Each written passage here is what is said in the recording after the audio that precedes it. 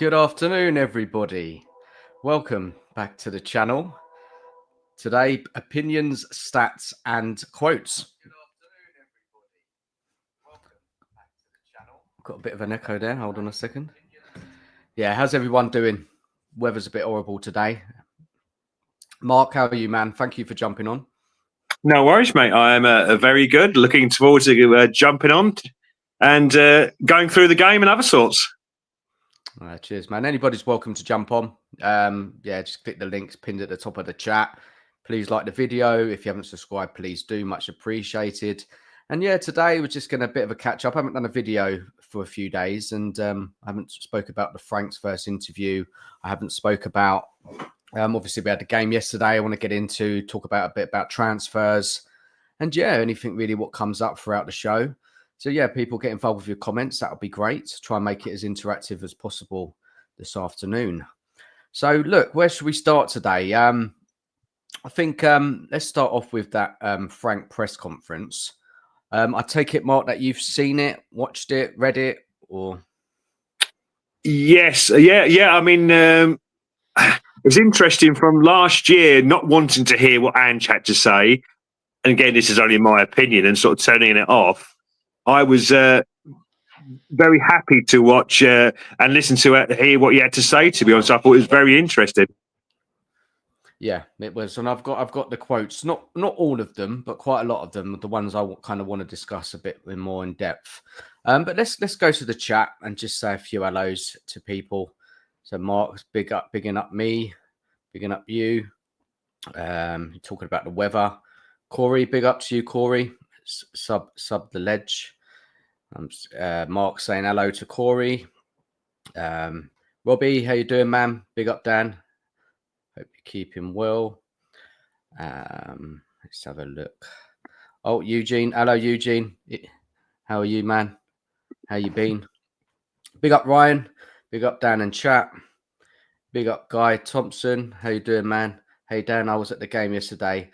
A lot to take from it. Interesting. Yeah, give us your thoughts in the comments, man, when we're going through it. We're going to talk about that game a bit. And Guy saying hello to Eugene. Okay, so look, let's bring up the quotes from Frank. Hope you can all see that on the screen there. So let me make sure that I'm at the beginning. So yeah, so the first one I want to talk about is this one. So he was asked this question: Spurs sacked 5 managers during the time at Brentford. Does that worry you? And he says, only 5. I like to challenge myself. I have the privilege. I have never been sacked before. This is one of the reasons why I took the job.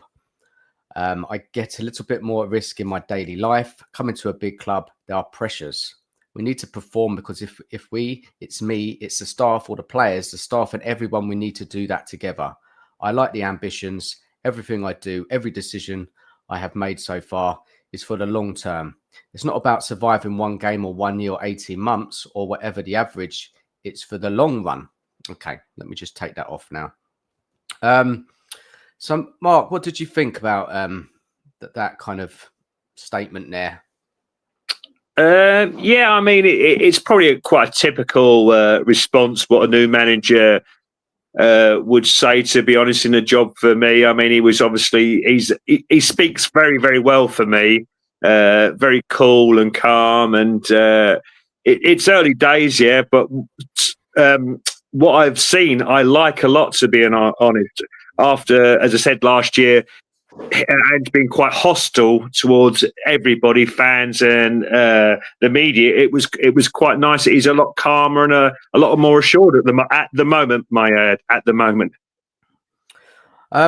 Yeah, look, it's a massive job for him, isn't it? Massive pressure. The spotlight is going to be on him. I mean, I read something in the paper saying that, you know, he was a little bit nervy. He came across in that interview. I didn't think that, Mark. Did you think he was a bit nervy? No, I mean, I think sometimes people are very quick to jump on things or the very slightest thing and suddenly and spin a story out of it. But personally, myself, no, I think and it was quite a long interview. I think someone said it was 40 minutes or something like that. Yeah, it was. Yeah, it was packed. Packed in the room. Yeah, that's what I read. So yeah, just going back, just want to make sure I pick up everything he said. I mean, look, nothing's going to happen overnight. You know, it's going to take some time for him to, you know, get his style of play in any new players coming in, adjust to the system. Everybody in the fan base has got different expectations. I mean, it's really difficult to kind of give you final expectations right now due to we don't know what this transfer window is going to look like by the end of it. So, that I thought that was a pretty good answer he gave. Pretty fair. So let's just jump to the next one. Let's move this along.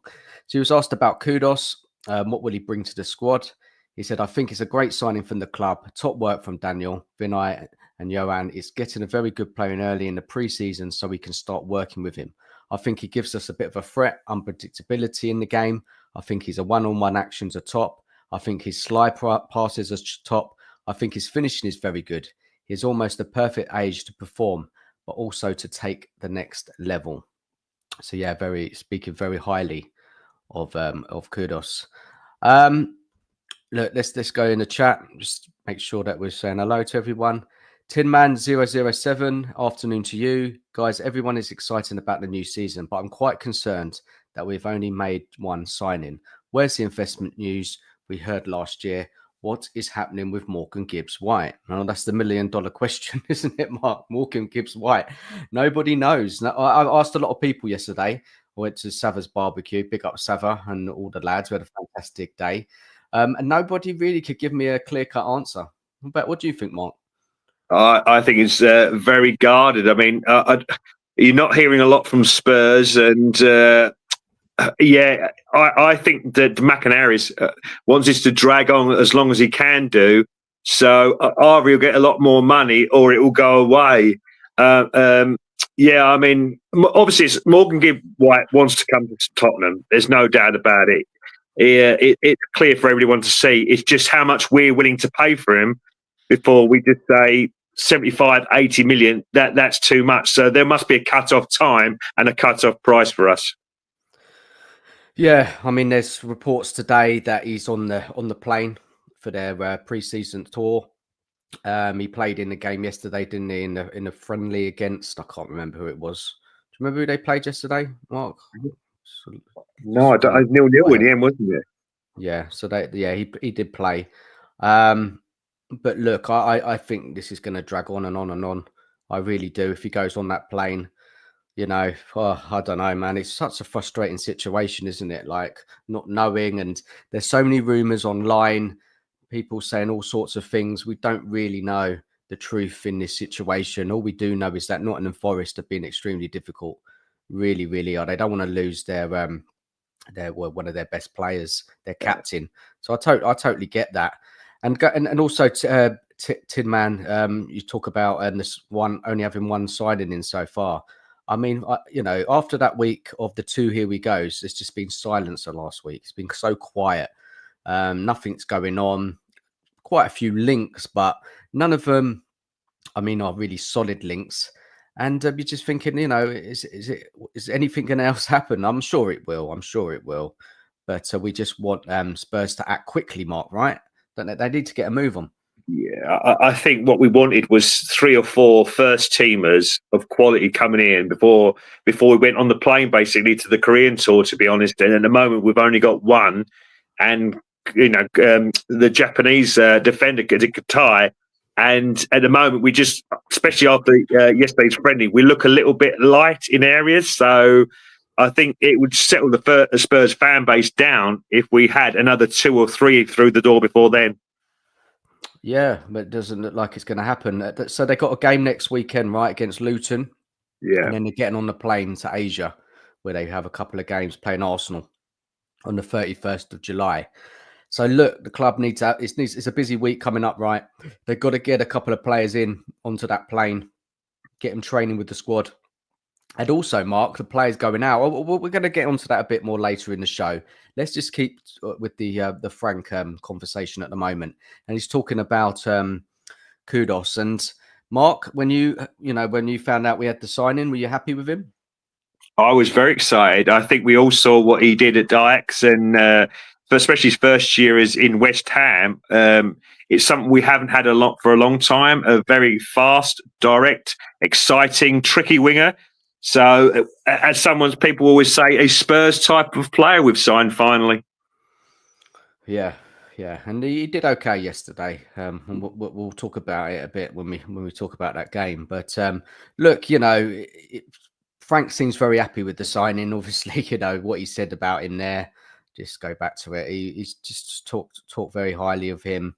And it's a player that we need, that one-on-one specialist, that one who can do something out of nothing. A player that he will excite the fans. He's got skill, ability. We saw it yesterday, just dribbling ability. So I'm really hoping that he really excels in this Spurs team. But we need more. And just going back to Tim, man, he said that, do you think we buy a top striker? I can't see Solanke cutting it at Spurs for me. And look, I have my concerns with Solanke. I do. And I do think we need another forward. We 100% do. I think Solanke, I mean, he was okay yesterday. Obviously, it's just kind of fitness, isn't it? So you don't want to read too much into it. But I think we need competition in that forward line. The trouble is, Richarlison doesn't want to leave. Doesn't look like anyone's trying to buy him.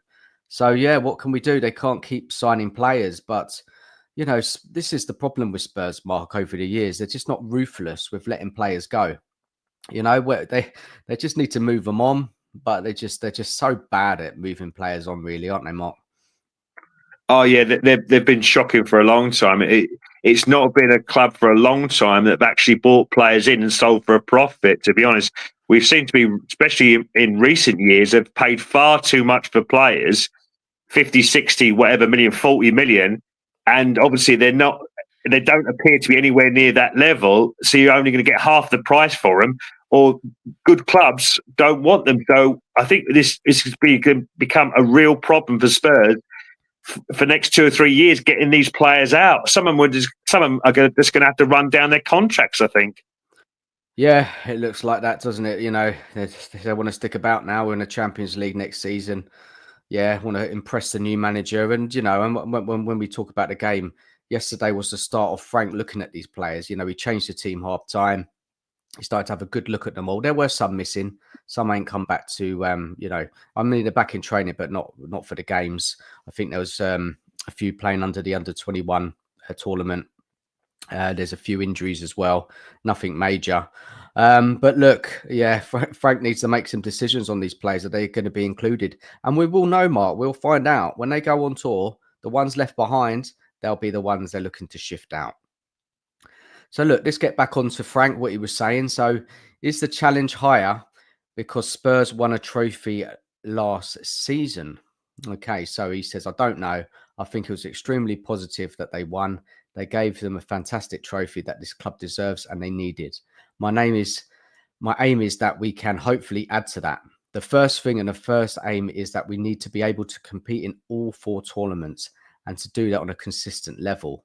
That's got to be the ambition that we build towards, because I think 2019 was the last season where the club managed to compete in more than one competition.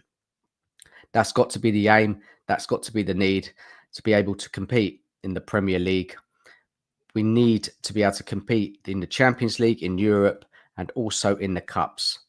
That is a very high demand, but that's got to be our aim. If we can compete, there's maybe a chance that we can hopefully end top. But we need to be able to build to compete first. Interesting thoughts there, Mark, from Frank. I think it was very, sensible what he said, right? Very, very sensible. Like, he doesn't want the fans to get too carried away. Mark, what's your take on that? Sorry, I just left the room. I didn't see the quote. Sorry. Yeah, so basically he's talking about expectations because we won a trophy. He's saying we kind of got to be competitive in all competitions first before we talk about challenging for titles, and that's what he said. Yeah, I mean, I think Spurs fans are sometimes unrealistic that we're going to win. We've heard it before that we're going to win a trophy every year and this, that, and the other. So I think he's dead right. I think from where we were, let's not forget we were 17th. We're only, we're right down the bottom of the league. So we're starting from zero again. Basically, the cup aside, especially in the league, we're starting from nothing. So it's going to take time. It's going to take. We will have some failures. We'll have some losses, but it just needs time. So I just hope the people will give it to him and not jump on his back. And that's something, we need to get right this season. Yeah, it was such a poor season last year, finishing 17th. And, his first task is to get us winning games, not losing, not getting beaten so easily. And then obviously move on from there. So, this is what I said earlier. Everybody's got different expectations. People think this squad, this team is kind of top 6, top 7. Yeah, maybe it is. I don't know. I mean, I'm not putting a lot of expectations on Frank this season. I do obviously expect there to be progress. I expect us to get up that league. I expect us to be more competitive, game in, game out. But I think how Frank's kind of summarised that was just very kind of sensible. What he said there, we all want to win, but it's not going to happen straight away. It's going to take time, and also the board, they've got to back him, haven't they, Mark? They really do. I think, I think at best we're looking this season at the moment, we're looking at top 10 realistically, the way other clubs are buying players. And I would say progress would probably be a top 10 with a cup run this year. So we'll just have to wait and see. But I don't expect miracles overnight, to be honest, because as I said, I think we've got a lot of dead wood, a lot of people that haven't been coached for 2 years. And obviously, we have to learn a new system. So it's going to take time. It really is. It is. So, I can't really fault what he said there in that part. So let's move on to his next quote I want to talk about. So he was asked this: how excited are you with the resources at Spurs and where you can take them? So he says, super excited. I think there's a fantastic training ground, a fantastic stadium. All the facilities are top. Where we heard that before? Every manager, yeah, they used to all say that, don't they? We just need to build from there. I think it's a very exciting squad with a good mix between some experience and some very talented players. But also, there is a good age that can take the next step. Super excited about my biggest task to maximize the potential in the players in the team. If you maximize that, if it will give you a better opportunity for competing. And if you can compete, you can hopefully win something. It's my job to maximize things. Look, Mark, I mean, sorry, I just lost you there. This is why they brought Frank in, isn't it? To get the most out of that squad already there. The club has spent a lot of money over the last few seasons under Ange, and they want more from these players. And I think Frank can get more out of them.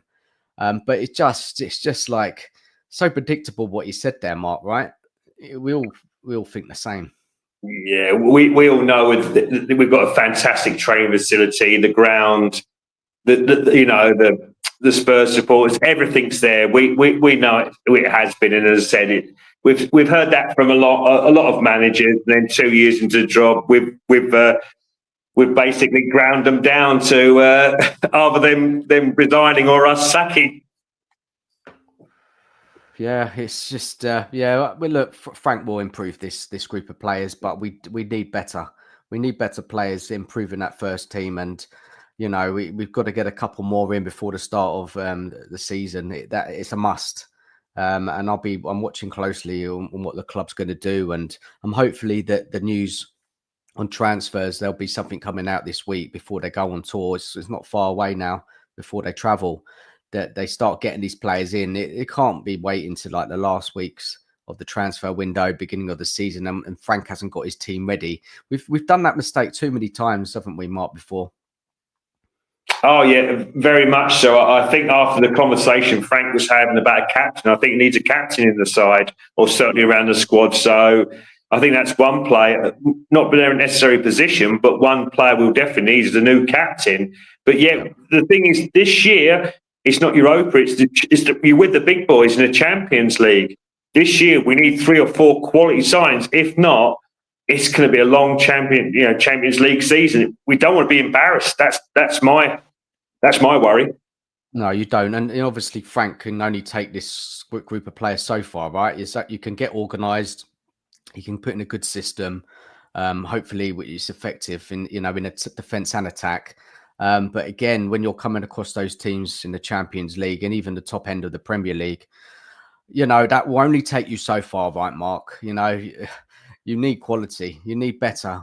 We need to upgrade, a number of positions. I know it can't all be done in this window. I know it's going to have to be spread across, the next 3 or 4 windows under Frank. But they got to get a move on. They really do. So, interesting. Interesting what what they're talking about with Frank. And yeah, let's go to his next comment. And about the captain, we've got that one coming up soon, so we'll talk about that. So he was asked this: how hard was the decision to leave Brentford for Spurs? He said, in a way, it was very difficult. In a way, it was very easy. Very difficult because I'm a person that goes all in where I'm in. In every relationship, work, friendship, marriage, whatever it is, I go all in.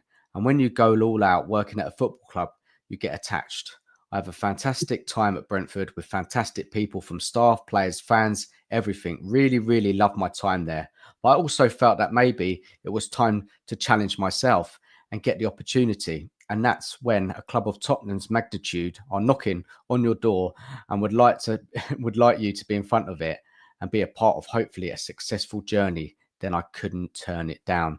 Now, look, there was a part there what he said about taking the challenge, Mark. And look, when we were kind of in talks around, potential managers coming in, Frank was one of them.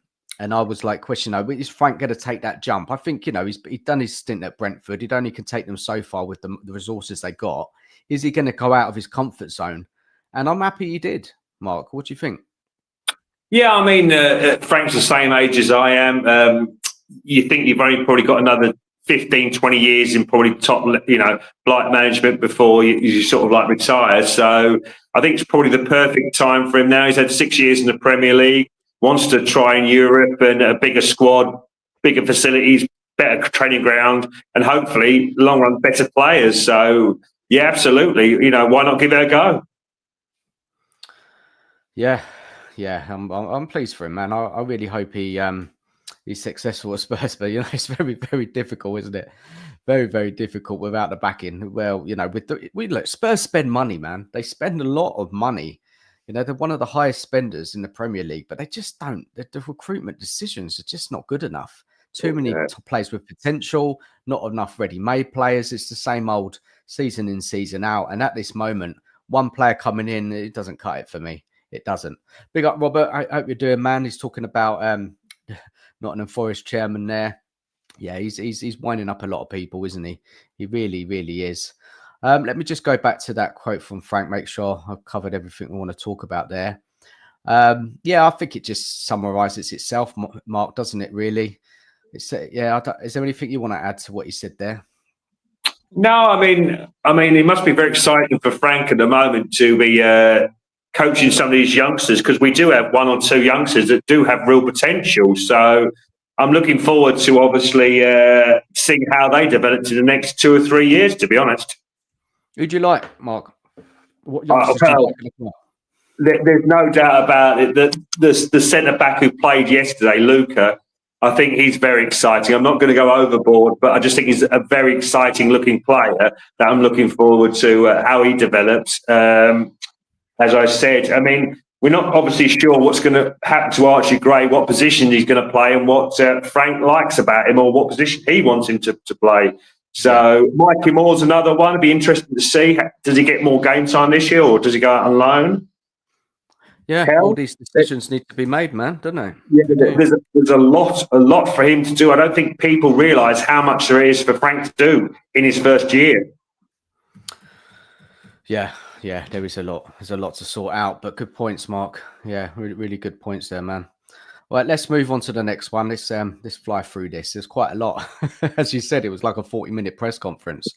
So he said, during your time at Brentford, your team was very adaptable. Have you got a specific idea of the style of play that you want to play here at Spurs?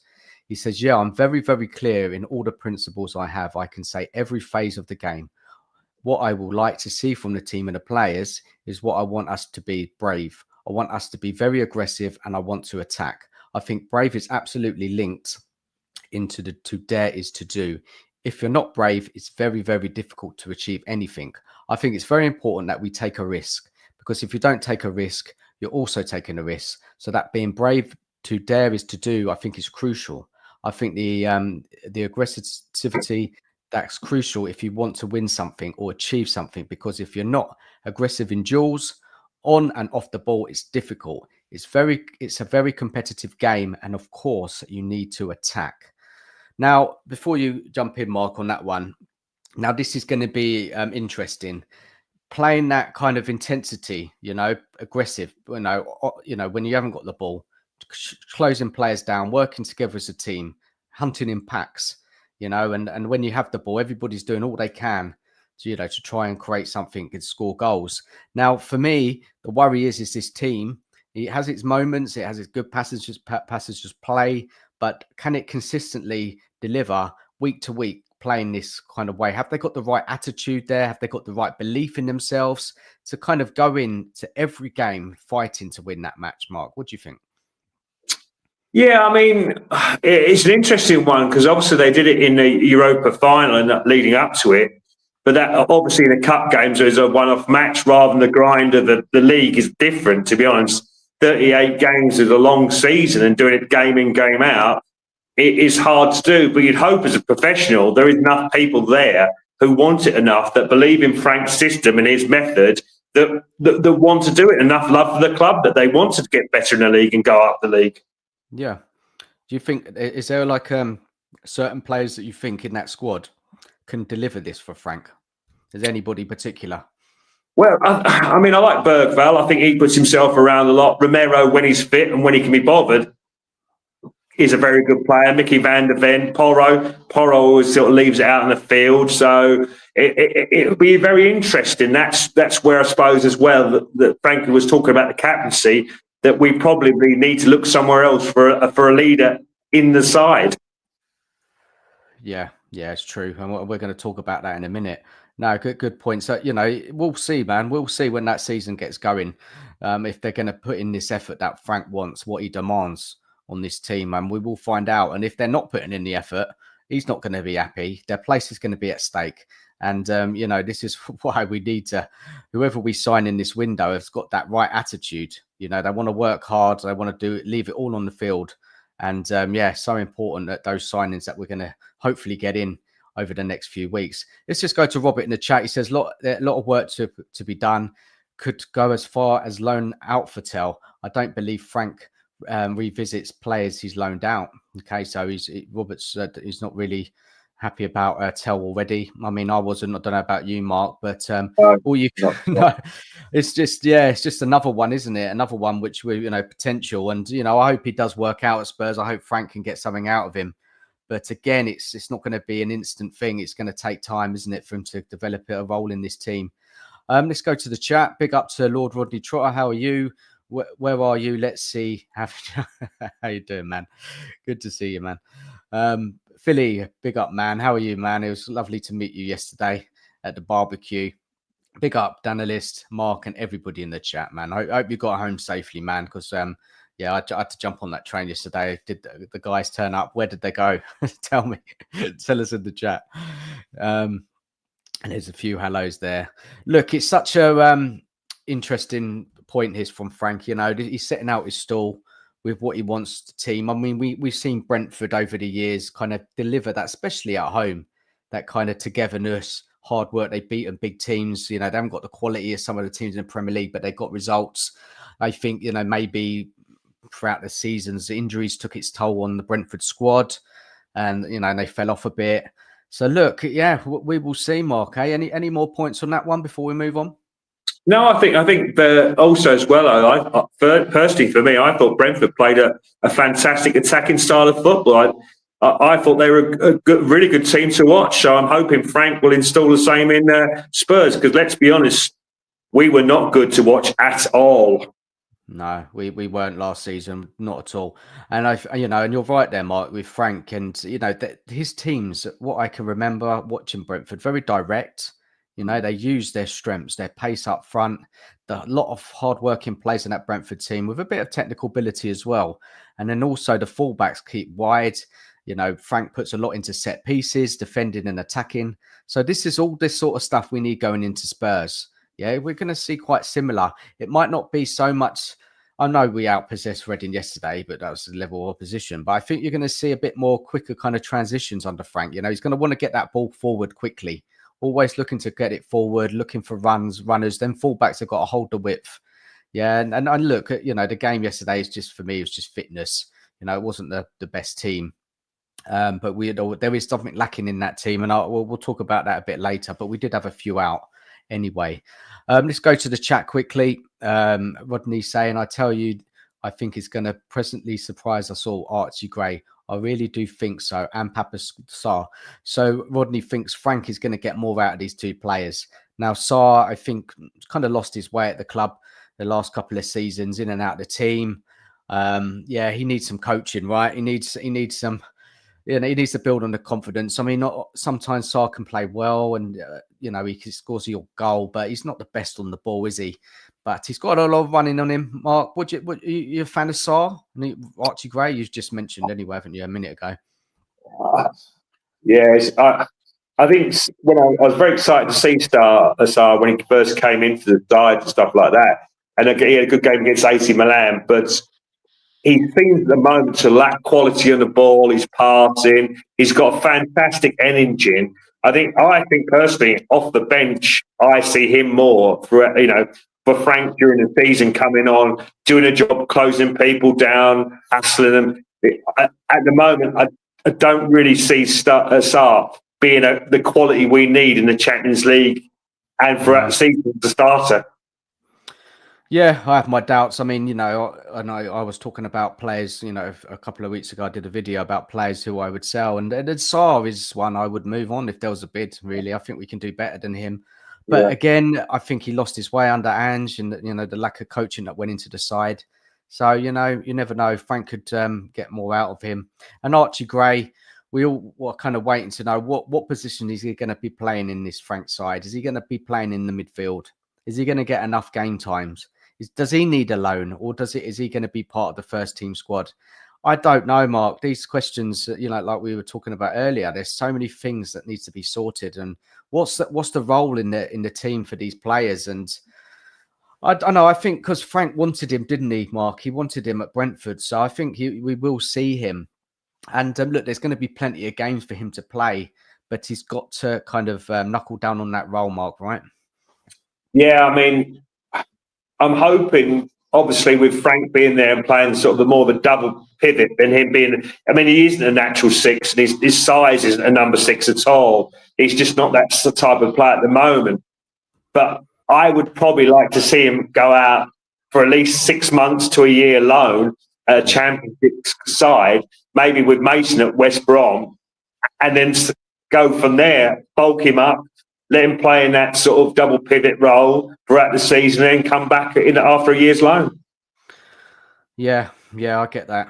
I probably would, but we do need to sign a mother midfielder in there, don't we? Really, you know, if he's going to go out, or who else is going to go out there, we probably need two midfielders. But realistically, knowing how the club work, if we can get one really, really highly rated midfielder, that'll be great. But look, we'll see what happens with Gray, right? You know, we spent a lot of money on him, a lot of potential. He's highly rated. He's got a lot of fans. They really like him. And even though when he went into defence last season, he did his best. He's not a centre back, but he done okay, didn't he? Really.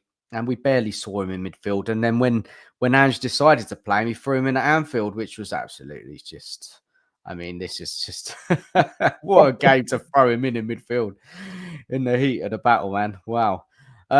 Rodney's saying Bentancur can't play all the cup games and league games, so you're going to need the Gray's calmness alongside Bergvall or Morgan Gibbs White or whoever is playing box to box. Even if we get Paulinho, he will be our only six.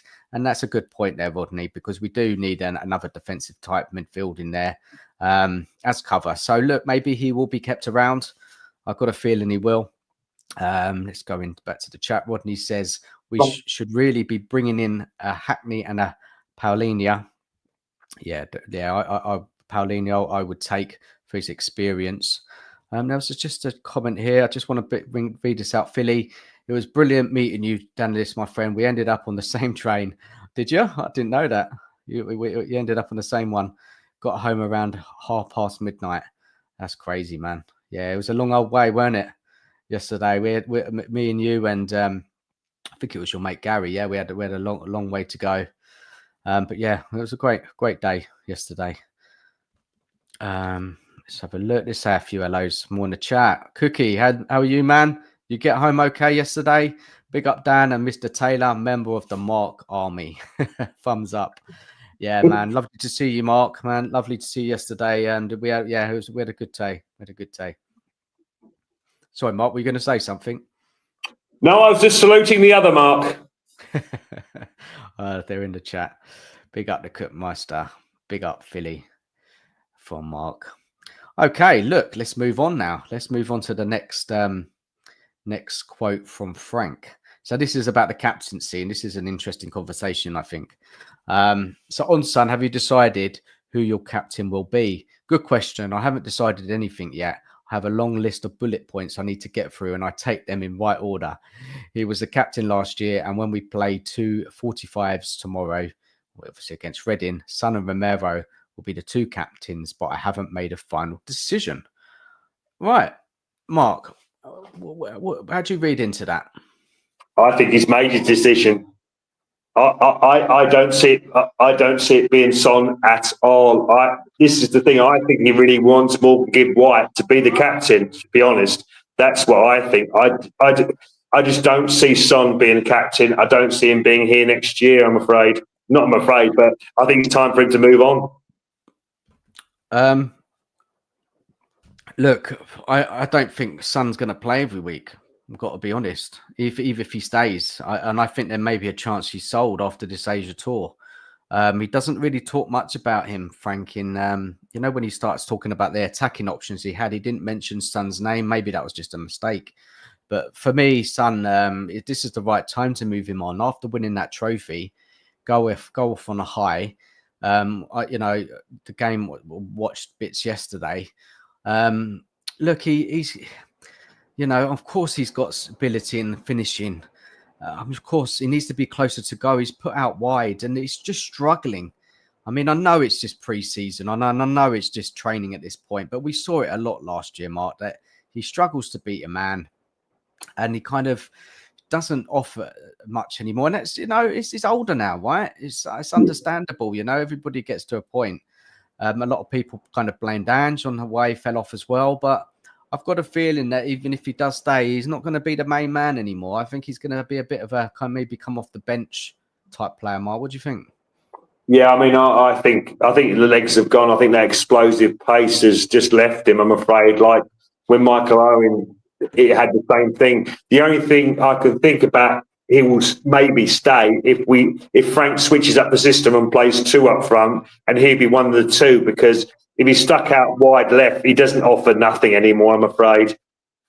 He doesn't. It's just a waste, isn't it? It's such a waste of a position. And he needs to be, if he's going to play, he's got to be kind of in that forward two, running off the striker.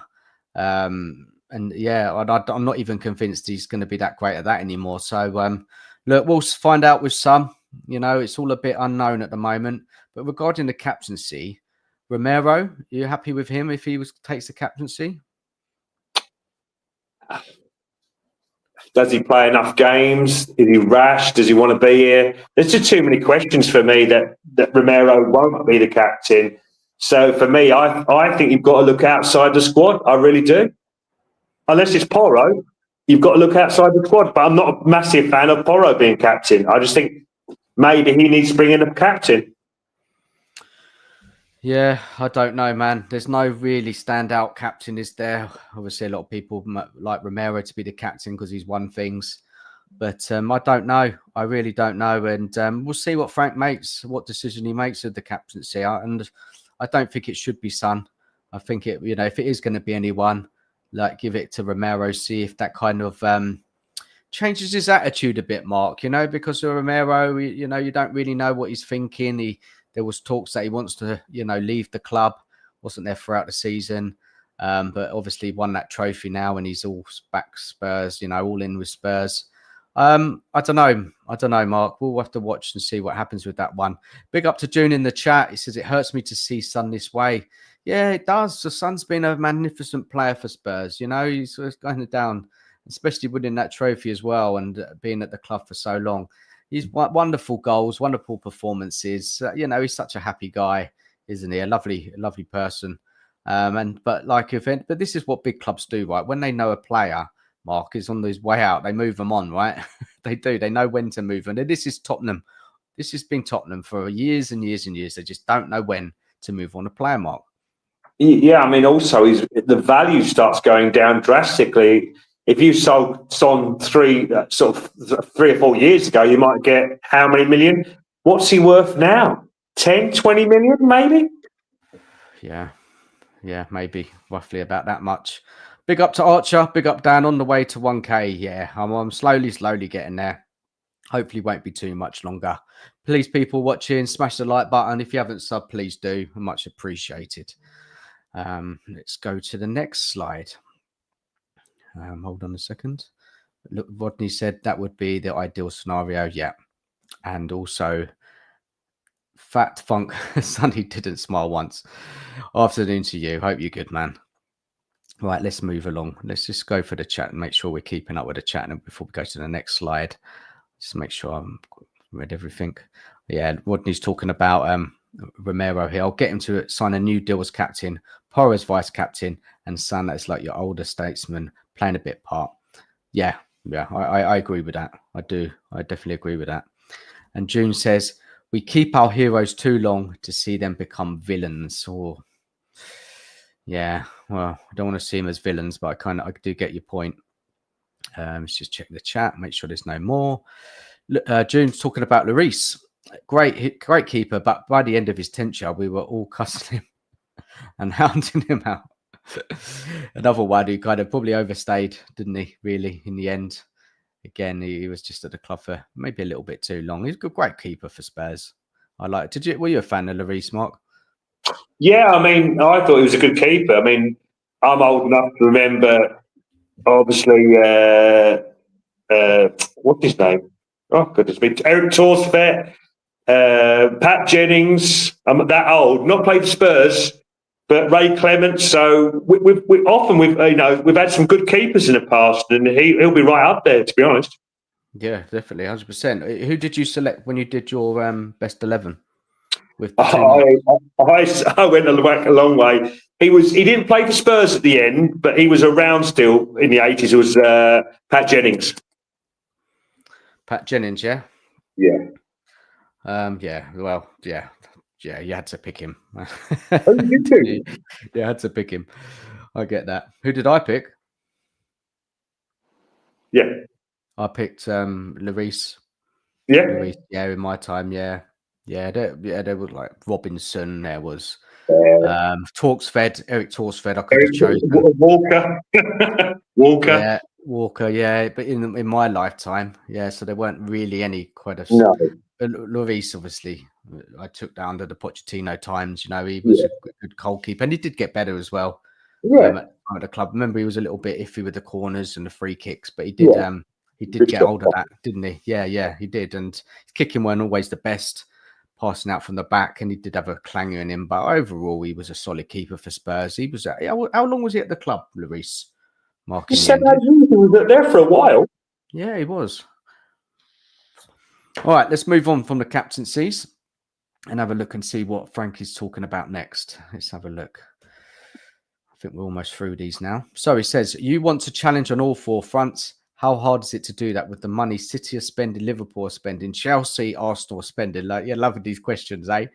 Like the press are really, really like saying about it. Yeah, getting him on the spot here, eh? So he says that is of course tough. I think it's fair to say that these 3 clubs are a tiny bit ahead right now. That's saying it. Tiny bit. I'm not focusing too much on them. I'm focusing on us and what we can do. Can we get closer and compete in all situations? I think it's a good first step. How close it is, I will not answer that. Let's play some games and talk about it then. I think we have a good squad. I'm pretty sure we can build something stronger over the next years and get close. Mark, initial kind of thoughts on that, what he said? Yeah, I mean, we are a long way off of Arsenal's, Man City's, and Liverpool's. I mean, what we'd like to do, I would feel, is as a Spurs support, is to get closer to Chelsea in maybe 2 or 3 years' time, competing to on the cup fronts and maybe Champions League, or certainly trying to get in the Champions League every year. Yeah. I mean, we are far away. I mean, looking at the clubs in the league, Mark, who do you think we can compete with at this stage? The teams that finished above us. What teams are you looking at that you think we can kind of, be in and around? Well, you'd like to say Newcastle's, the Villas, and people like that, but I still think we're a little way off that. So I think it's the teams that are 8th to 12th, to be honest. We're looking at to sort of leapfrog. So if we came around 7th, I think that would be quite an effort, to be honest. Look, you've got to be realistic. It's Frank's first season. You could say this squad is around that, those positions in the league, anything from kind of 8th to 5th. If they perform well throughout the season, if Frank's system gets going quicker than we hope, that new players settle in, we can definitely compete with those clubs. I think when you compare the squads, I like Newcastle's midfield. I know Isaac. There's talks of him going out, but I think he's going to stay now. But yeah, they've got a good team. Newcastle, Villa as well. You got Brighton, you got Bournemouth. I mean, so many teams finished above us last year. Palace, Forest. What are they going to do next season? I think it's obviously probably hard at the moment because it isn't the end of the transfer window. We don't know what's going to come in yet or what's going to come in. So I think we'd probably have a better sort of estimate on where we'd come in the league once we know who was coming in, rather than at the moment we know we're 3 or 4 players first team quality short. No, you're right, man. We really have to pray that Frank can really get this team get back up there, and really get us organised. Hard to beat, our attack is functioning well. I mean, our attack really, all it did last season was scoring bursts. It was the same old moves. It was just really frustrating. I didn't enjoy it. I really didn't. And we were just so open at the back under Ange, and until we decided to change it for the Europa League. And then when we went back to playing in the Premier League, he just went back to his own style of play. It just did not make sense, man. Why wouldn't you, if you saw something working in another competition, surely you would try it in the Premier League? But we'll never quite understand that. Just going to the chat. AS winner, afternoon to you. Hope you're good. Great show, Danilist. Big up everyone on the show. I'm glad we have a coach who coaches in a structure. Encouraging signs from yesterday. Friendly result. Early days, I know, but positive. Yeah, I think, it was all right yesterday. I do. I think, we did see some signs of Frank's game. But again, look, 2 sides changed at half time. We're going to talk a little bit about it shortly, going through it in a bit depth. And look who's in the room. Nige, man, how are you? Big up Dan and Mark. Big up chat. Smash the likes. Good to see you again yesterday, mate. Yeah, lovely to see you, man. Yeah, we really had a good afternoon. Really enjoyed it. Let's go back to the chat. I gotta say that very carefully. Cat, just gonna call you Cat because I don't want to use that word. I love Sunny, but it's time for him to go. Okay, all right, let's have a look, see what we're going to talk about next. So yeah, just going back to this this comment here. Just want to make sure I covered it because there was something I wanted to say. Again, like, it's just all about my expectations. Many fans' expectations may be slightly different or similar. Mark, you're fairly similar to me, I think. That it's just about, getting that team going, getting up that league, winning games, not getting beaten so badly. I know it's basic, but that's where we got to start. And then throughout the season, hopefully Frank's system improves and we get more confident, harder to beat. It all comes stock. What you want, Mark, is that, by the end of the season or second part of the season, that you can see clear progress with the side. We're going to get defeats. There's going to be losses, ups and downs. We're going to win games, lose games. But really, what the most important thing is, by the end of the season, that we see something is going somewhere. And then it's over to the board to say, look, this is what Frank's delivered. Now, this is what he needs then to step up for the season after. Is that fair, Mark? Oh yeah, 100%. To be honest, I'd rather it not, in a weird way, go like Ange, where his first 10 games unbeaten, we're going to win the league, we're going to do this, that, and the other. I'd rather not lose 10 games, but a steady progression where you could see us getting better or starting off slow, then getting a little bit better, then better, then better. And you can see by the end of the season, hang on a minute, a bit like Poch did with Chelsea, where it started off slow, but by the end of his sort of tenure there, you could see he was making it his own and he was getting better. Yeah, definitely. Yeah, good points. I just want to go to the chat there with Rodney. Have a look at Lucas Stasin, Dan, at St. Etienne. Played striker and left wing. I've heard he's got 10 million euro release clause. 20 years old, 28 games, 12 goals, 4 assists. Don't sound bad, does it? I mean, look, a lot of fans will be like, who's that? You know, we don't want another unknown coming in. But, you know, this is it, Mark. I mean, would you sign a player like this, or would you rather go for someone a bit more known? It's a hard one because I mean I personally don't know this kid is, to be honest. But I think if you're spending 10 to 20 million on him and then bringing in a more experienced 24, 25-year-old with a bit more proven quality, I think that's fine. I think it's when you overspend on young players and it is a real gamble, and more than often that Spurs have ended up short because they've never got to that level where you thought they would be. Yeah. I don't know, man. I mean, Rodney, I mean, if we did sign a couple of kind of ready-made players for the team, you know, we need a left back as well. We need that midfielder. And then, you know, obviously, you know, the money. Yeah, I mean, if you sign Matoma, then you sign someone like this, then for maybe say 70, 80 million, I could see it working.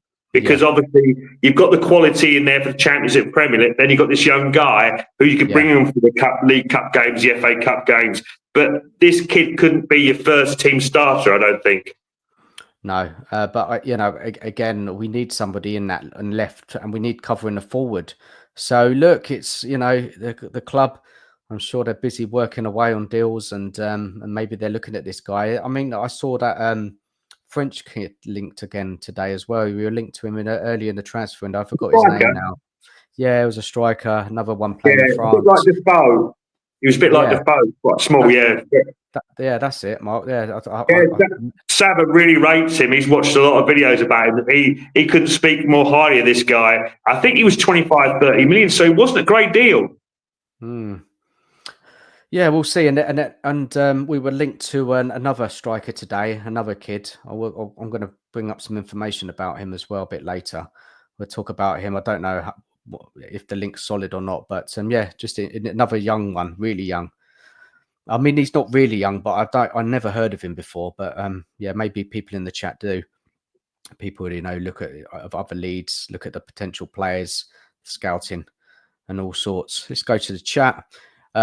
Cookie, yeah, you're right. Smash the likes and sub. Guy says Pat Jennings. Well, that takes me back. Yeah, a long time. And AS winner, the Croatian central defender. What a talent! Yeah, Vuskovic and his play yesterday, outstanding. We're going to be talking about him. Yeah, we're going to get to him later, man. Vorm, never Vorm. Billy, smash the likes and subscribe. Let's get down the list to 1K, man. Cheers, man. Much appreciated. Right, let's get back to the press conference, man. It was a long one. We must be nearly there now. We're finished. We're finally finished. So look, let's move on to the game yesterday, Mark. So this was the two lineups of the first half. Kingsky started in goal. Porro, Romero, Danso, Adogi, Bentancur, Sarr, Alfie Devine, Johnson, Solanke, and Moore. So and then I'm going to show you this slide here. So this is the, if you can see, this is the average position. So the first half, first lineup's on the right. Yeah, if you could see the average positions. Yeah. And what I can tell you is with Doggy, he was keeping that width on that left. He really, really was. You know, it was so good to see that he was out wide. When you look at that, Mark, any thoughts on that? I don't know if you're into the kind of stats and the data and stuff like that. I mean, obviously, by the looks of it, the first half was a lot tighter, and obviously the second half was a lot more open, you would say, to be honest. And if I'm rightly so, that obviously the number sevens pushed a lot higher in the second half than the first half. So, as you said, I mean, one of his things was to also, as well, to push the centre back into midfield, I did hear. So that's obviously something that's slightly different to what we've been used to. Yeah, it was interesting. And, you see, obviously we're playing Reading. They're going to be kind of defending a lot throughout the game. Of course, we're going to have control of the ball, possession, and everything like that. So they're automatically going to be pushed back. But, you look at the fullback who dogged their number 13 really high up. Then you had Moore's 47. I think it was Moore. Let me just double check. Yeah. I don't want to say the wrong first half. Yeah, it was Moore. Solanke. And then you had Johnson holding that width on the right, Porro at the halfway line, and then the two midfielders very central, right? Very, very central where they should be. Yeah, it was nice to have a bit of structure and a bit of formation rather than the chaos. Let me say. Yeah, I know it's early days, but it's good to start looking at these things, and I'll look at the next friendlies coming up to see this. So first half, it was all a bit scrappy, wasn't it? Really, we kind of got the ball forward. There were not really any clear cuts chances. I remember there was a chance with Solanke, kind of hit it over, good ball from the left. But yeah, Moore, we tried. He had a couple of shots blocked, putting a cross in the box. It was all a bit scrappy. Reading were defending pretty well, to be honest, with like quite a few corners, free kicks. But look, it was 0-0 half time. Any other thing you can remember about that first half, Mark? I can't remember much, really. It was not a fantastic game. I thought Reading were very physical. It certainly didn't seem like a pre-season friendly with some of the challenges going in that Reading put around. I think, to be honest, I know it was a pre-season friendly, but we looked like we lacked a bit of quality up front, especially. Johnson looked poor, Solanke poor. So, but again, it's nothing we don't probably know already, that we need upgrades. Yeah. Look, again, I'm not looking too much into this. To be honest, if you look at that lineup in the first half, very strong back, midfield is strong. Oh, look, this bringing guy, he's jumped on. Let's get him in. Hello, Guy, man. How are you? Hey, man. How's it going, Dan? Long time no speak, my friend. Can you hear me? I can perfectly, man. How you been? Excellent. No, it was a really good game yesterday. I'm not going to lie. If you don't know, the actual stadium is an hour's walk. I thought I could walk it in half an hour, but no, it's an hour's walk. But I will say all of the Reading fans were great. They were top notch. They were like bringing their kids. It was a really nice family affair. They were really nice. They would come up to you and be like, like the little kids that come up like, we're going to beat you. We're going to beat you. And you kind of go, okay, have a good game. Have a good game. And, but yeah, it was good. I'd like to talk about it because, I kind of. You were there, man. You saw it firsthand. So talk to us about that first half. Right. The first half, not going to lie, wasn't the best. I remember a lot of just kicking the ball around, if that makes sense. Not really any threat in the first half. Not gonna lie, we can talk about our Solanke situation because was not impressed with Solanke at all. And obviously we'll talk about Sonny because I'll keep an eye on him, but I'm hearing a lot of. I remember when Sonny took a dip and everyone was like, oh, it's Ange, because all the Ange outers. And I was one too, but I didn't blame everything on Ange. Everyone was like, oh, he's not being coached right. We're going to see the best of him if we get another manager. Well, I saw him, and that's not true, mate. That's not true. But yeah, in the first half, I wouldn't say disappointing. It was entertaining football, if that makes sense. But it wasn't like cutthroat and all of this, bombing kind of stuff. And it wasn't like we completely dominated them. All you needed to do was watch the highlights and we did not dominate. Not in a sniff. Reading team were good, man. They were good. They were good. So I'll let you guys continue the statisticians side of it because I'm interested in your breakdown. Yeah, look, I didn't watch it all fully, but I've looked. I was kind of watching the game on and off, and then I watched the extended highlights. So I did see us Yep. trying to create things, but there was Yeah. like a lack of kind of final ball. There was a lack of, Yep. Solanke. I don't you think, Guy, that these players, we can't judge them too harshly right now. Let them get their fitness up. Let them get a few Yep. games under their belt. And if Solanke's still performing like this in pre-season, 3 more games down the line, and then I think we can start worrying a bit. But I think it's a little bit. It's just a training exercise, right, Mark? At the moment, this is his fitness, right? Oh yeah, 100%. It's miles in the legs, to be honest. It's just trying to get up to match fitness at the moment. Yeah, absolutely. I mean, the only worry is for me that Solanke didn't have a good season last year and was poor, and it's just a continuation from that. To be honest, that's my worry.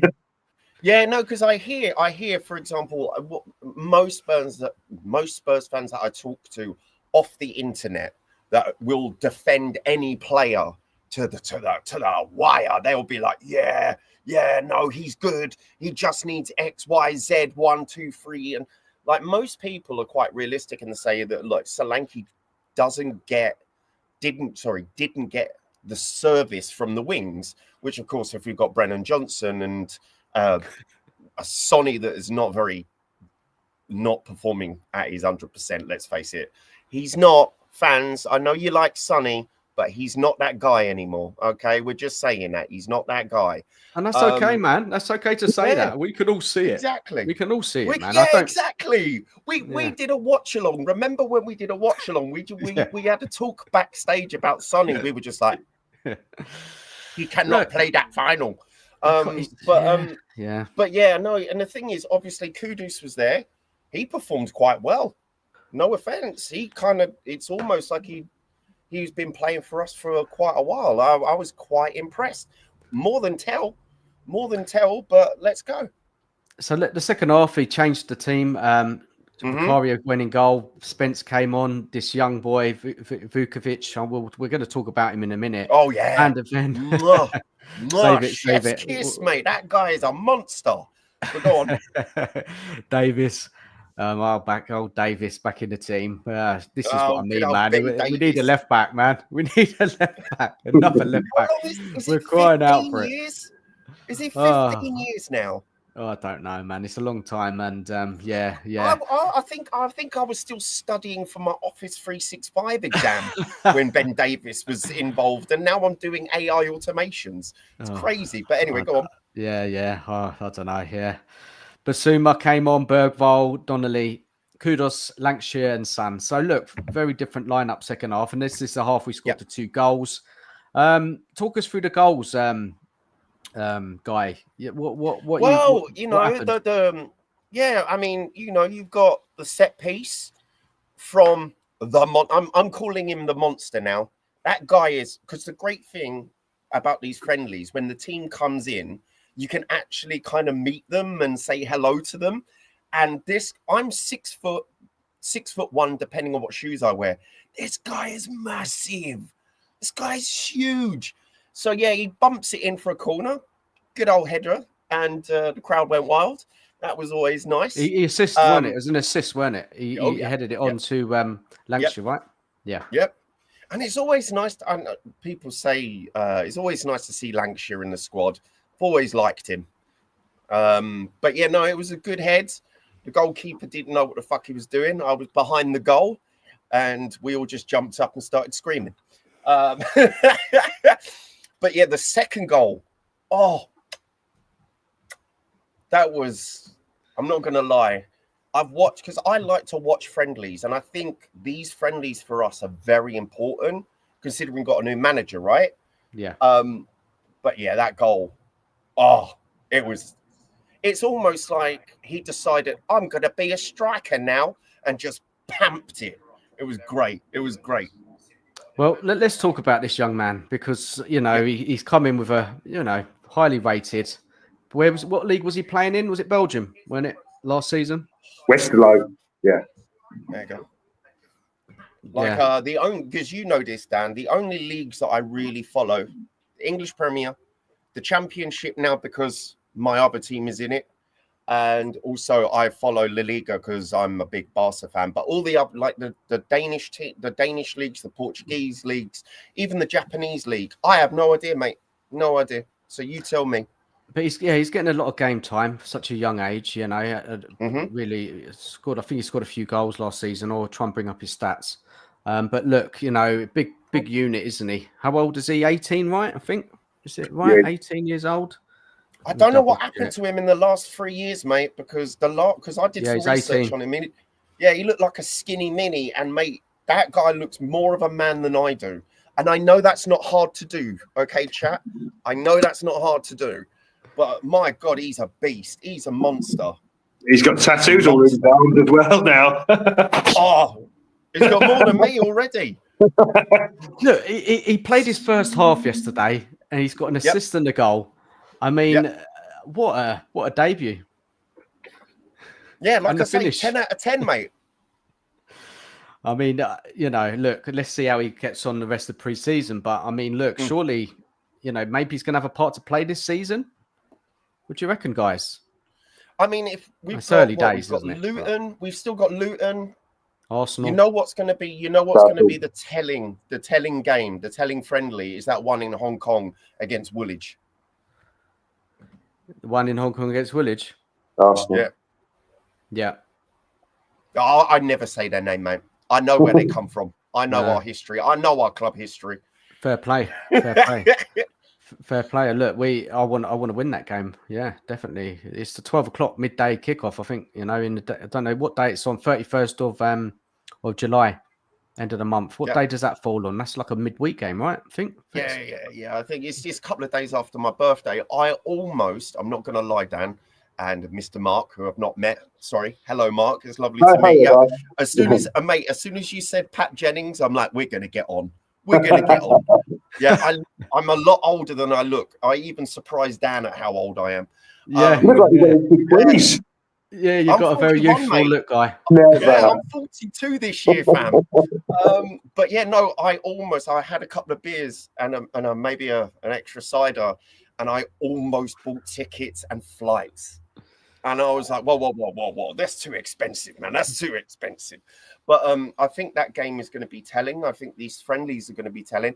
I'm happy from what I've seen so far. It's not like, Dan, remember that watch along we were on and we were just bored out of our nut. What was it? Europa League game, weren't it? Yeah, Bodo Glimt. I think it was Bodo Glimt home. And oh my God, I remember I got bored, and I think we ended up talking about food. Yeah, we were having a bit of a laugh. Yeah. Anyway, just want to say hello to Mr. M. Afternoon to you. Hello, John. Hope you're good, man. Afternoon, Dan and Mark. Hit the like button, support the channel. Yeah, much appreciated, man. And Kat says Sonny has lost his legs. He has. Eugene, sad to say Sonny looks lost. Yeah, he really looked lost in that game. I'm not going to lie. He got pocketed by defenders left, right and centre. His first touch wasn't good. I'm sorry if we're going a bit forward, but his first touch was not there. His runs were not there. His passing. See, remember I said to you, which made you laugh, he's got complete pillow foot. I don't know what he puts in his football boots, but it ain't his old feet from the last 5 years. Yeah, I don't know. Well, we'll find out what's going to happen with him soon after this Asia tour. Archer says Solanke should have done better with the ball in from Divine. Now Solanke, you know, he's going to be in a different position, isn't he? And I was looking at the heat maps of him yesterday, and he was a little bit more up front, but still a bit everywhere. But he needs to stay in that box. He needs to be a target. He does. He needs to be in there. And he's not the quickest of getting shots away, is he, Solanke? I never thought he has been that. He's more instinctive striker, maybe. Also, please tell me, because no offense, I wasn't completely sober during the game. But did I try and see him try and do a fucking bicycle kick? He tried in the first half. This ball came in, and he tried something. Yeah, he went over. Yeah, let's give him a bit of time to kind of get his fitness up and get used to the new system. Let's just not write him off straight away. But in any case, I think everybody in the chat Mark Guy, that we need another forward, right? We need competition for him. Oh, yes. Because Richarlison's been here for a while now, hasn't he? It's like 3 years? Yeah, it's... And also, I know that he wants to stay at Tottenham because obviously he wants Brazil to pick him. So he's got a club. And I understand that. But yeah, we need another forward. Like I say, kudos to 8 out of 10 yesterday. Sorry. People might not agree with me, but the fact that he's brand new to the team, that was a good play. There was some good plays by him. Fair enough. Rodney says, I'm more than happy to have Wilt Lancashire as our second or third choice striker. I would like to see more get alone. Now, did Lancashire get on yesterday, Guy Mark? What you saw of him? He didn't get much involved. Yeah. No, with the goal, I'm not sure if he meant it or it just hit him. But like most things, it doesn't matter as long as it goes in the net. But I would be worried if Lancashire was our second striker going forward, to be honest. I think we need another left winger or left forward and another striker, whether that's Vista or one more. I think we need 2, not 1. And having Solanke or Richarlison as a second or third, to be honest. I wouldn't go with Lancashire as our second striker. No, I would not. It literally was that goal. I'm not taking anything away from him because I play football as well, right? Being at the right place at the right time is a skill in itself, but he was at the right place at the right time. That's it. Yeah. Also, I don't know about Lancashire. I'm not sure what the plan is with him. I want him to do well at Spurs, 100%. I really do. I wonder what Frank is thinking about him. Maybe we'll see him a bit more through pre-season. Does he need another loan? Is he going to stick around? I don't know. I really don't know. He played some Europa games, didn't he? He performed well in some Europa games, but I would never put Lancashire as a second or a third. Sorry, I wouldn't. Sorry. Yeah, and it's only football opinions, chat. It's only football opinions. All opinions, all opinions are welcome. Guys watching the show, please smash the like button and give us a sub if you haven't already. Much appreciated. Hope you enjoy. Road to 1K, isn't it, Dan? Yeah, road to 1K. Yeah, road to 1K. I'll get there eventually. No, I'll come on YouTube, enjoying myself, meeting some wonderful people, chatting Spurs. Well, what else could I ask for? Hopefully some more wins next season. Some money from it. It's always nice to get some money from it as well. Come on, let's not lie here. Well, I don't think that's happening for a very, very long time. That's but now look, I do it for fun. And I enjoy it. And hopefully next season we'll be coming on here talking about some more wins, some good performances. Oh, bloody hope so, because last year was terrible, man. Yeah, it was. Yeah, because I told you last year was why I Mark, you may not know this, but I cancelled my season ticket this year because I think Spurs and Thomas Frank have to prove to me while I'm going to cough up the coffers, right? I went to the friendly game. It was only 15 quid, 30 quid for a train ticket. Not bad. Had a good day out. It's nice to go outside London. Did a bit of Warhammer 40k shopping. That cost me more than a bloody ticket. Right. Let's get back to the game. Yeah. So let's get back on track.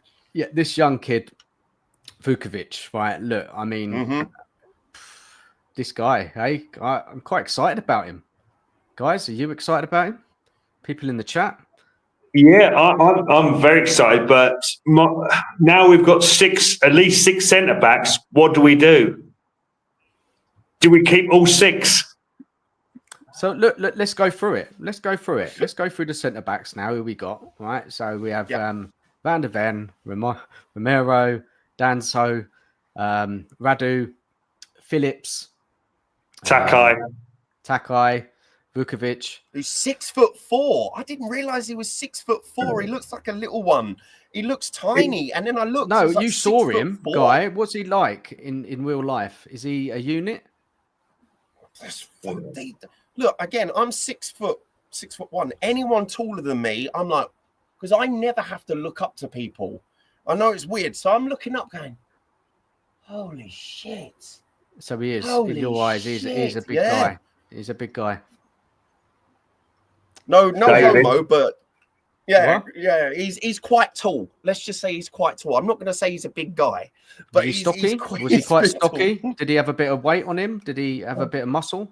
I didn't notice that. I think you were a bit wasted, weren't you, man? Were you No, drinking? I wasn't. I wasn't wasted. I had a couple of beers and then I walked it off because, like I say, the stadium is nowhere near Reading Station. I should have done some homework. Oh man, it's funny. It's funny. Look. I mean, a lot of people are getting excited over this player, and I don't blame them, man. What an impact on his debut. But look, we'll see what happens with him. Hopefully, he can play a part this season, and getting a centre back who's going to contribute to goals. I mean, he did make a good clearance off the line, didn't he? There was when Reading tried to score from a header. Oh yeah, So he was defending well. He's going to take him some time to adjust to the Premier League, but man, I think it could be some games for him under Frank. Guy, do you agree or not? yeah, I agree. I agree. Yep. Guy, what was his speed like? Was he quite quick? I wouldn't say it's Van der Ven. No, Van der Ven level, but like I say, the Spurs fans that I was talking to outside, because obviously we're having a drink, we're having a talk. I'm bumped into Sean as well. That was funny. And we're all talking, and then all of a sudden, he was like, "Oh yeah, he's the next Van der Ven. He's the next Van der Ven." And I'm like, after one game, I'm not going to say that yet. I'm not going to say that, but a lot of Spurs fans from 4 years old to 40 and above, we're all saying that's a potential new Van der Ven there, which is fine. If he continues that level of performance, because he got a clearance. Guy, he isn't a Van der Ven because he can header the ball. Yeah. Yeah, but you got to admit that clearance from the final was iconic. Most people would have headed it. He went, "No, I'm putting my full body on the line." But yeah, no, I think that he's a good player for us. I think that he is a very good player. Lots of potential. He showed it on the pitch, which is unlike, most potentials that we sign. They just go around in circles, then fall off the ball. So no, that finish for the second goal weren't bad, was it? Just placed it. I was there. I looked at it because he had yellow boots on as well. And it was just like, I was like, Billy in the chat, he says, as a Spurs fan, I was glad Vukovic decided to play as a forward because he's much more clinical on the day than Solanke. I mean, that's taking a mick, isn't it? Really, it's taking a mick there. And that was his wrong foot as well. Element. Oh no, it was off his weak foot. Apparently, weak foot, I don't know, but his right foot is weak foot. A lot of confidence, isn't it? How was Van der Ven yesterday, Guy? Mark, what you saw of him? How was he? Tidy? Yeah, he was all right. I don't think it was anything special, to be honest. I think that's what you say. Got the legs in, got the miles in, but nothing really special. Was he quite deep? Let's have a look at his positioning on the heat maps. Let's have a look and see where he was on the pitch. Yeah, I want to have a look at also. I want to have a look at Danso's heat map because for some reason he just loves progressing the ball forward. Yeah. If you look at his heat map, he's quite. Yeah, he was pushing into midfield a lot. Both of them were. So with Mero and Danso, they were taking up that space. But that's going to be normal, isn't it? Playing Reading, the quality.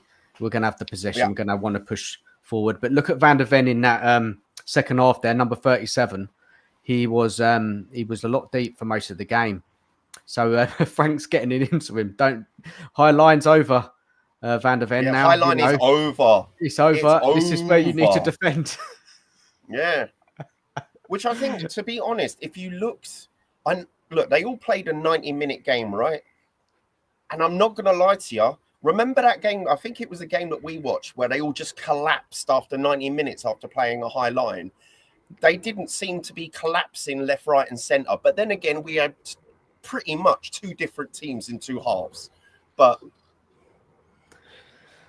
so look, any other pointers from that match, guys, yesterday? How do you think Moore got on? Divine, Donnelly, how did they all perform? Udogie was good. Udogie. What about the young guys, though? The young Moore guys. was good, but it wasn't as good in the Europa League. Maybe he just got really hungry because I saw his first ever European goal, which I think is still the youngest person ever to score in a European competition. He was great that night. Oh, I almost bought a shirt of his. I'm not going to lie. That's how good he was. But he was all right. He was all right. Here's the thing. I'm not going to be horrible, because you've got to realise it's not like all the Reading guys were taking the mick, going, "Oh, come on, lads, it's only Tottenham." You know, the usual Tottenham stuff. But we got to realise Reading isn't a Liverpool. It's not a Man They're City. League One side. They're League One. They're not Championship. Yeah, exactly.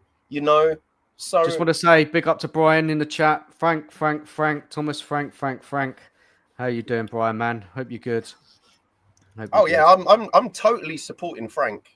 He's got 2 seasons, and that's when I'll hold judgment.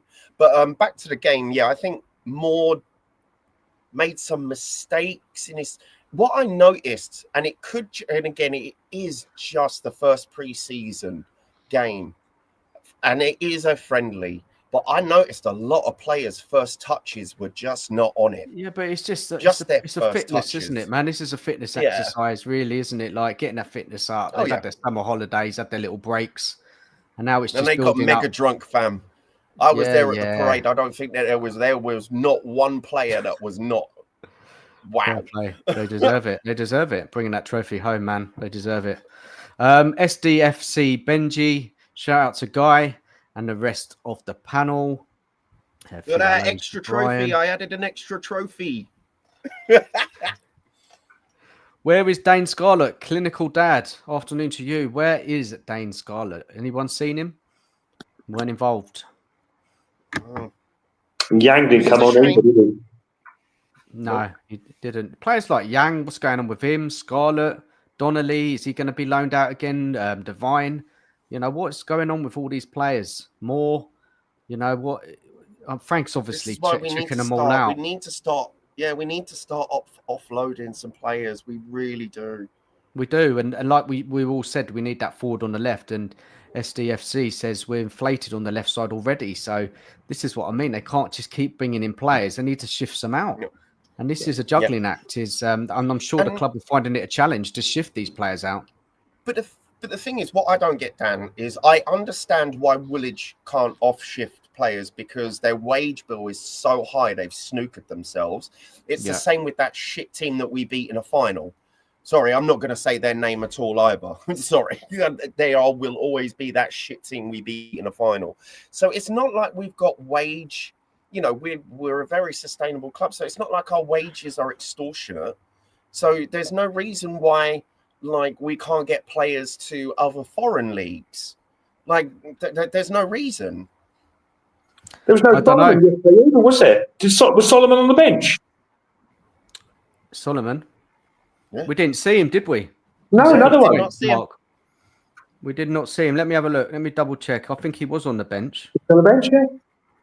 That's an interesting why he didn't bring him on, and he preferred to play the younger players. What does that say? Something that they're trying to move him on? I don't know. You would have thought he would have got some minutes, right? After one game, though, that's the thing. Like I say, I've said to a lot of Spurs fans, and it's one of those things. You know this, Dan. I don't just treat. I treat one game in isolation when it comes to player performances, but what I don't profess to know what is in Thomas Frank's head. He weren't on the bench. He weren't even on the bench, Solomon. No, on the bench. He's being sold. He must be being sold because he didn't mention him in being injured. There's 3 players who are injured. There's Richie, Taki, and there was one other as well, had a knock. The defender wasn't available, was he either? Phillips. Rado wasn't available. No, Rado's got a long-term injury. Kulisevski's got a longer-term injury. No Matters. Madison's close. He's close, Madison, to coming back, he said. He's coming. Yeah, he's close. So, Solomon, I think he could be going. I think he could be on his way out because Frank hasn't mentioned him at all. Let's have a little look who else was playing yesterday and if anyone wants to speak. How did the Bazuma get on? Crap. Not going to lie. Sorry. Here's the thing. 2 players that played exactly the way they played last season was Sonny and Biss. I don't understand what's happened to Biss. I don't understand. Mark, give your thoughts on this because I've got my thoughts, of which I'm totally right because I'm always right, because it's all opinions and shit. But I'm quite happy to change my opinion. What do you think of Bissouma as a player for Spurs? As a player for Spurs, I think he's been average at best. I think he was a big fish in a small pond at Brighton, then went to a bigger club, and he just hasn't been able to do it, to be honest. I know he's been played out of position for a while because he's not a number 6, but what I've seen so far, no. I think his attitude slightly stinks as well sometimes. I'm not a massive fan, to be honest. Not a massive fan. No, neither am I. I've always said this. For me, his performance at Spurs all the way up to this friendly has been a solid 5. Yeah. That's it. Yeah. And I've had many arguments about our players because I've always said the players from last season, performance-wise, I don't care what they did for other clubs, right? I'm sorry, you play for Spurs. I'm judging you on Spurs. None of them are above a 7. None of them. There's all 5, 6s, and maybe just a bit of moments dust for a 7. Guys, I read something today on X about Bissouma, right? I'm just going to read it out and see, give you guys thoughts, people in the chat as well. I'm sure you've seen it. Lily White Lab is another content creator. So this is what he says about the game and also about Bissouma. He says, so he saw that in the second half, it was more of a 4-3-3, and it hurt how we progressed the ball a bit. He says more of a 3-1-4-1 build-up at times. Bissouma is the only one that can do that role and still not to the highest level due to his limited passing. But in terms of taking the ball on the half term with pressure on him, not many better. Thoughts? Agree in that match.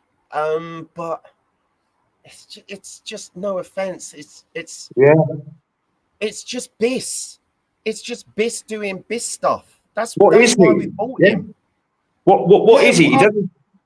He doesn't score goals. He doesn't really tackle. What's pass? What is he? His weight of pass is terrible. He loses the ball. How many times, Dan, last season, did we see Biss either cause a penalty, right, or just lose the ball? Just lose it. It's almost like he just goes, he blinks, but he just keeps his eyes closed and just passes it somewhere. Look, I don't rate Biss. Even off that game, I still don't rate Biss. Bergvall didn't have a good game, by the way, just an FYI. And I'm going to say this to other Spurs fans, man. You need to stop with this shit saying Bergvall has the same impact as Dele Alli had. No way, no how. Right? No. I know he's a kid, and this is always the excuse. Oh, but he's only 90. Yeah, but Lamine Yamal, bro. Okay, we only use age when it's a bad performance. The thing is, Bergvall can be, and I hope he will be, because I'm half Scandinavian, right? So a lot's riding on this kid in my eyes. But he did not have a good game. He looked rusty as fuck. No offense, he looked more rustier than the nails in the bike that I bought in 2000 and never rode because I'm a lazy cunt. Well, guys, is he more of a 10 than an 8 though? Who are you talking about? What, Bergvall? Yes. No, Bergvall. Is Bergvall more a 10 than an 8? He's all over, all action midfielder. Bergvall, he's all over. That's the thing. And because here's the thing. Last season was such a disgrace. I remember speaking to Dan and Eugene about this, about going into the new season. Even if before we fired Ange, right? I'm like, I can't rate these players' performances until Ange goes. Ange is now gone, right? So it's a new set of tactics. If he plays in the 10, I don't think he could do it. If he plays in the 8, I think he could do it. He did not press. That's the problem. His pressing is.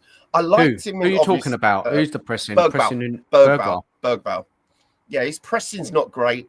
I mean, look, let's all kind of just let this is first game, right? Let's just try not to read too much into it. But Bergvall has a lot of potential. There's a lot of potential. Comparing him to players like Ali is just crazy. Yeah. different players. I think if our squad was better, he's another one you could say could do with another 6 months to a year loan. If our squad was better. But we're crying out for creativity in that middle. We've got Maddison, and that's it. Kulusevski, that's what we've got. Just and Bergvall is the kind of he's bright. I would say bright, a lot of potential. He needs coaching. He needs a position. You know, under the Ange system, it was he has passion. Under the Ange system, it was just chaotic. He didn't know where he was, didn't know where he was going. He was just running all over the park. His positioning needs to be honed in, and Frank will do that. You know, he will bring the structure to all the different players. They'll know what they're doing, their jobs. Yeah. What he could do is probably some more experienced proper midfielders like Paulinho, like Douglas Luiz, like Morgan Gibb White to learn off of. Yeah, 100%. Thanks, Nige. Yeah, Nige, he is a kid. Let's see how he develops, but you get excited about our young players, then what are we doing here? Yeah, look, of course we've got to be excited. Yeah, but that's fine. Definitely. We've got to be excited about these players, and we just hope that they kind of reach their potential. And I think Frank will really help these players and the coaching staff there.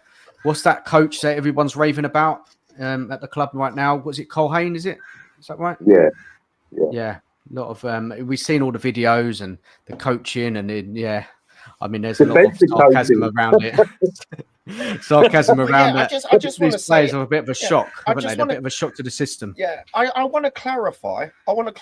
Even though I'm quite critical on this game, because I'm quite critical on all games, I just want to say I am ecstatically excited for next season.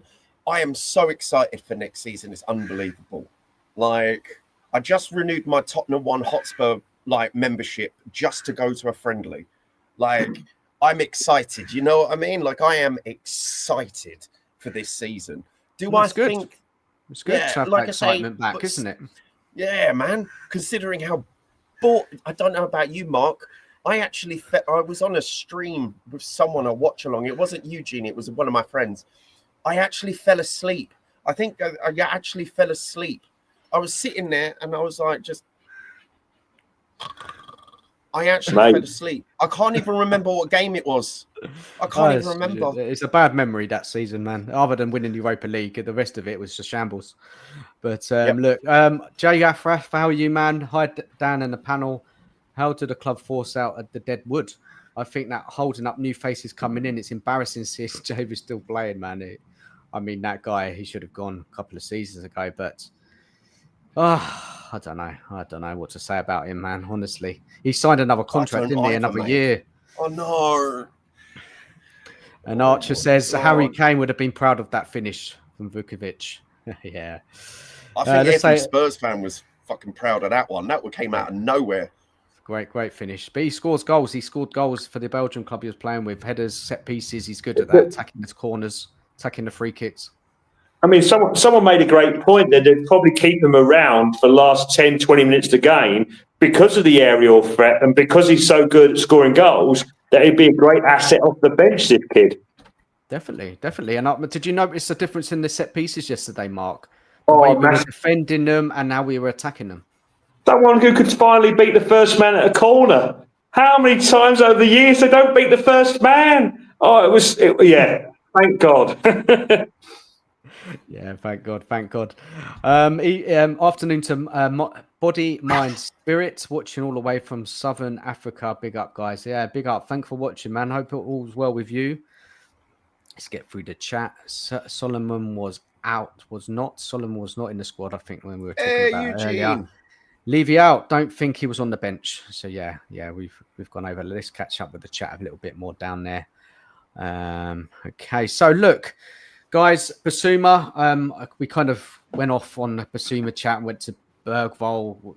Whatever. It's fine. Now, so that guy came out with that about Basuma progressing the ball. Now, are we judging Basuma like everyone else under Ange's? Not much progression with players that he needs a coach. He's another player who needs a set position, a structure, and we could get more out of Basuma. Or are you all happy to cut your losses with him? Cut losses. I agree. I think I've seen enough. If we sell him now, here's the thing, right? So the next well, the transfer window technically isn't closed, right? So here's the thing: if we keep him until January, right, and he still plays like shit, and he still does Basuma things, because he's become like a verb for me in football. To biss is to just lose the ball and just, I don't know, just go missing. But if he still continues, he wants to stay, guy. He wants to stay. He's saying, I don't want to go anywhere. 2 years left on his contract, he has. So look. Yeah, but that's when we're going to get the money for him. Exactly. Let's not do what we always do. Extend them for a year. Let Frank work him out. Let Frank. Let's see what Frank makes of him over these, next few games, and then we'll see if he gets on the plane. There was something else on my mind I was going to say about. Did you notice yesterday? And I know it's only one game, but it's been like that, I think, for a lot of the season. We need that player in that middle of the park who can really spread the play, who can dictate games, get hold of the ball, slow things down, control it. Some people are talking about just a pure number 6 who's just an all-out defender like Polinia. We need something in that middle of the park, guys. We've got a lot of players that are okay, not bad. They have good games sometimes, inconsistent. Don't have that standout midfielder there who can really take hold of this side. I think it's such a crucial area. So, guys, what's your thoughts on that? Mark, you go first, mate. Yeah, I think for some reason we've bought the same type 5 times over, to be honest, in our midfield. I mean, it's all pretty meh, our midfield, apart from Madders, who's a completely different. He's an attacking midfielder, but we need 2 or 3 midfielders desperately, absolutely desperately, because this midfield just isn't good enough to compete in the Champions League and compete for getting a European spot. I totally agree. I'm going to add something. Yeah. Right. Most Spurs fans cannot agree on a starting 11.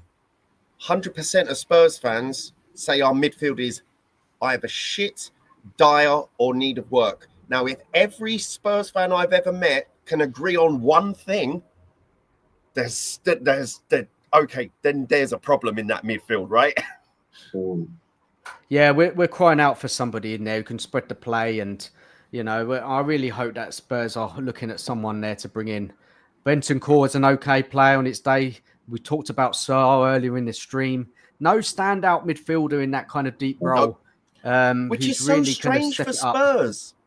That's thinking of Carrick, like Carrick, Modric in the past, David, so many. Edgar Davids, man. Oh, Wanyama. We're talking about that kind of central area, that player, like a Michael Carrick. He was fantastic at that, right? Yeah, underrated. Player like Carrick. Yeah, brilliant player, weren't he? Keeping possession. Yeah, underrated. Met him once. Lovely guy. Yeah. Oh. So, well, let's hope we get onto that. Now, I just want to say a couple of hellos in the chat quickly. Bear with us. There's a couple of comments. Big afternoon to Arthur. Solomon was brilliant for Leeds. Pissed all over the Championship players. We haven't seen him. I don't know. That's the problem. I don't know if he's going to be involved. I really don't. Big up Daniel 90. Hope you're good, man. Get rid of him. I think he's talking about Basuma. Sell Solomon. June says, well, his value is there. How much do you think we can get for him? 10 for 20 million, maybe? Daniel 90, when we're going to stop buying right-sided centre-backs and actually sign a left-sided centre-back. Now, this is the thing, isn't it? I don't want Ben Davies being a left-sided centre-back. Then you've got that Tayaki who can play on the left side of a centre-back. But again, he's another potential, just like a 5 million player. We don't know if he's going to be good or bad. We didn't see him yesterday. He had an injury. Which is a shame. I really wanted to see him because, again, he will play some minutes. Yeah. He will. Yeah. I mean, like I say, I never comment on a player I've never seen before, right? So I've never seen him in the J League. And again, highlight reels are highlight reels. I say this all the time. A highlight reel can make Garnacho look like Ronaldo, but we know Garnacho is a scrub, right? We do. So I'm really looking forward to seeing him in our first, or even as a sub. Like, I'm looking forward to seeing him, man. I want to, like I say, I'm excited. Yeah, we'll probably see him in pre-season, see how he gets on, and then what Frank is he being part of the first team plans? I don't know. Was he going to be loaned? Who knows? I think we may see him stick around. He's got to learn the language. He's got to have some kind of, imagine the player just coming in and then you're just sending them out on loan. I mean, yeah, and in that video, bless him, he did not have a good grasp of our language. But I'm sure that will change. Yeah, it's going to take him time. You've got Yang there as well. What's happening with him? Are they going to loan him out again? He had he played for QPR last season on loan. Rodney, Palhinha is a must-buy. 100% is a must-buy. Yeah, definitely. Yeah, every Spurs fan is talking about Palhinha, man. Everyone. I mean, I'm saying a must-buy. I mean, it's better than what we've got. But again, can we do better than him? I think we can. Is there a player a bit younger? He's got more to his game. Because Palhinha is very defensive, great breaking up play. I'll take him. Don't get me wrong, man. I'll take him. But, they're looking, aren't they? They're looking for a player. There's links to that Douglas Luiz.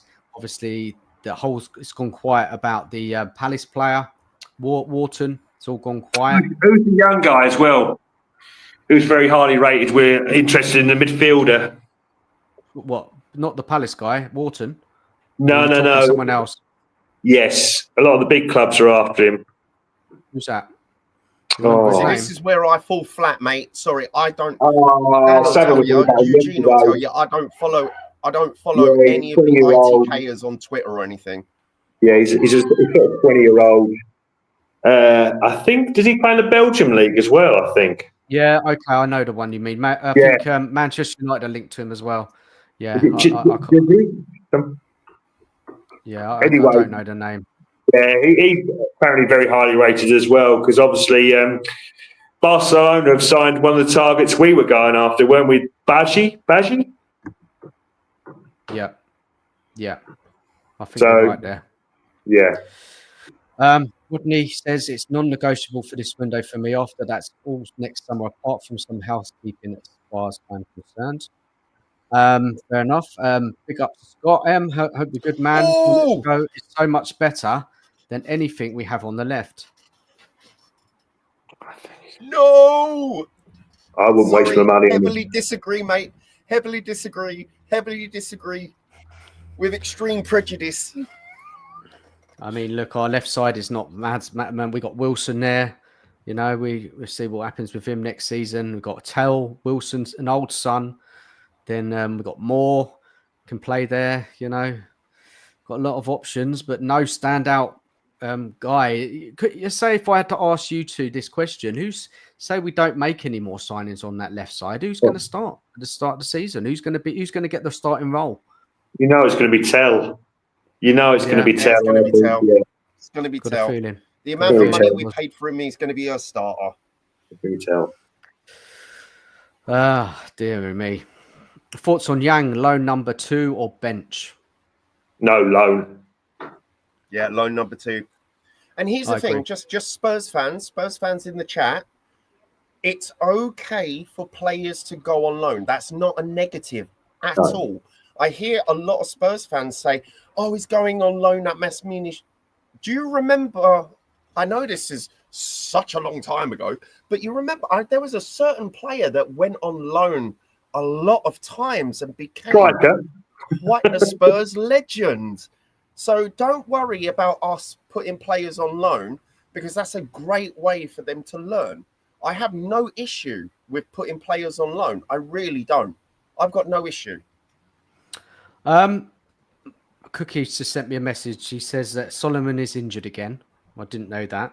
And that player you're talking about is Arden Jarashki. That's the one. Right? Yeah, that's the one. Yeah. Cheers, Mark. It's going to be news to me, mate. Shall I do some transfer marked research? Yeah. Rodney, only player stepped other than Palhinha is Joel Gomez from Wolves. Well, he's a good player. Joel Gomez is good. They won't lose him though, because they've already let go Cunha, haven't they? They don't want to lose another player. We don't want to go down another Gibson White thing. Wingy managers, wingy owners. And then there's this Richard Rios. He's getting a lot of people are talking about him. The next big thing, midfielder. Isn't he going to Benfica? What's that? Isn't he going to Benfica? I'm not sure where he's going, but he's going somewhere. There was links to Spurs, but I don't know. I don't know much about the player. Obviously, a lot of people are rating him highly. I never mind. I like Rios a lot. Yeah, people Well, it's like on my him. list. It's on my list. Again, Rodney's transfer come up with marks. it as well, man. He's put it up as well, man. Cheers. Daniel 90 says, "I'll take Paulinho as a stopgap for 2 years minimum. No, I think he can show good levels in the Premier League for at least 2 more seasons. Jay's experienced, good player, solid player. He's got the height. Loves to tackle. Didn't really work out for Bayern Munich, but he's competing for some, the Bayern Munich team, they're a quality team, isn't it? To get in that team. And shout out for Elijah. Shout out to Elijah who Elijah. said, Elijah, too much of E, who brought up Paulinho as a possible. And that's when I was like, could do. Okay, if it's on the radar, no problem. I think we could do it. Because again, Dan, I don't follow transfer Twitter or any of that. I rely on you guys, man. I rely on you guys. Well, look, a lot of people, you just go on social media, go in the chats on YouTube shows. Yeah, a lot of people got all sorts of knowledge about the players across the world. That's just why it's great to have everybody watching and contributing in shows, because dropping in the names that we just can't think at the top of our head. So it's really useful. Hayden Hackney's talked about a lot as well. Is that going to be English? He's not young, is he, Hayden Hackney? He's not a player, a lot of work rate, up and down player. Is that worth a punt? Not the money they're talking about. This is it, isn't it? We need established now, right? And the next guys coming in have got to be established anymore, mate. No more punts. We need We've had enough of them. Yeah.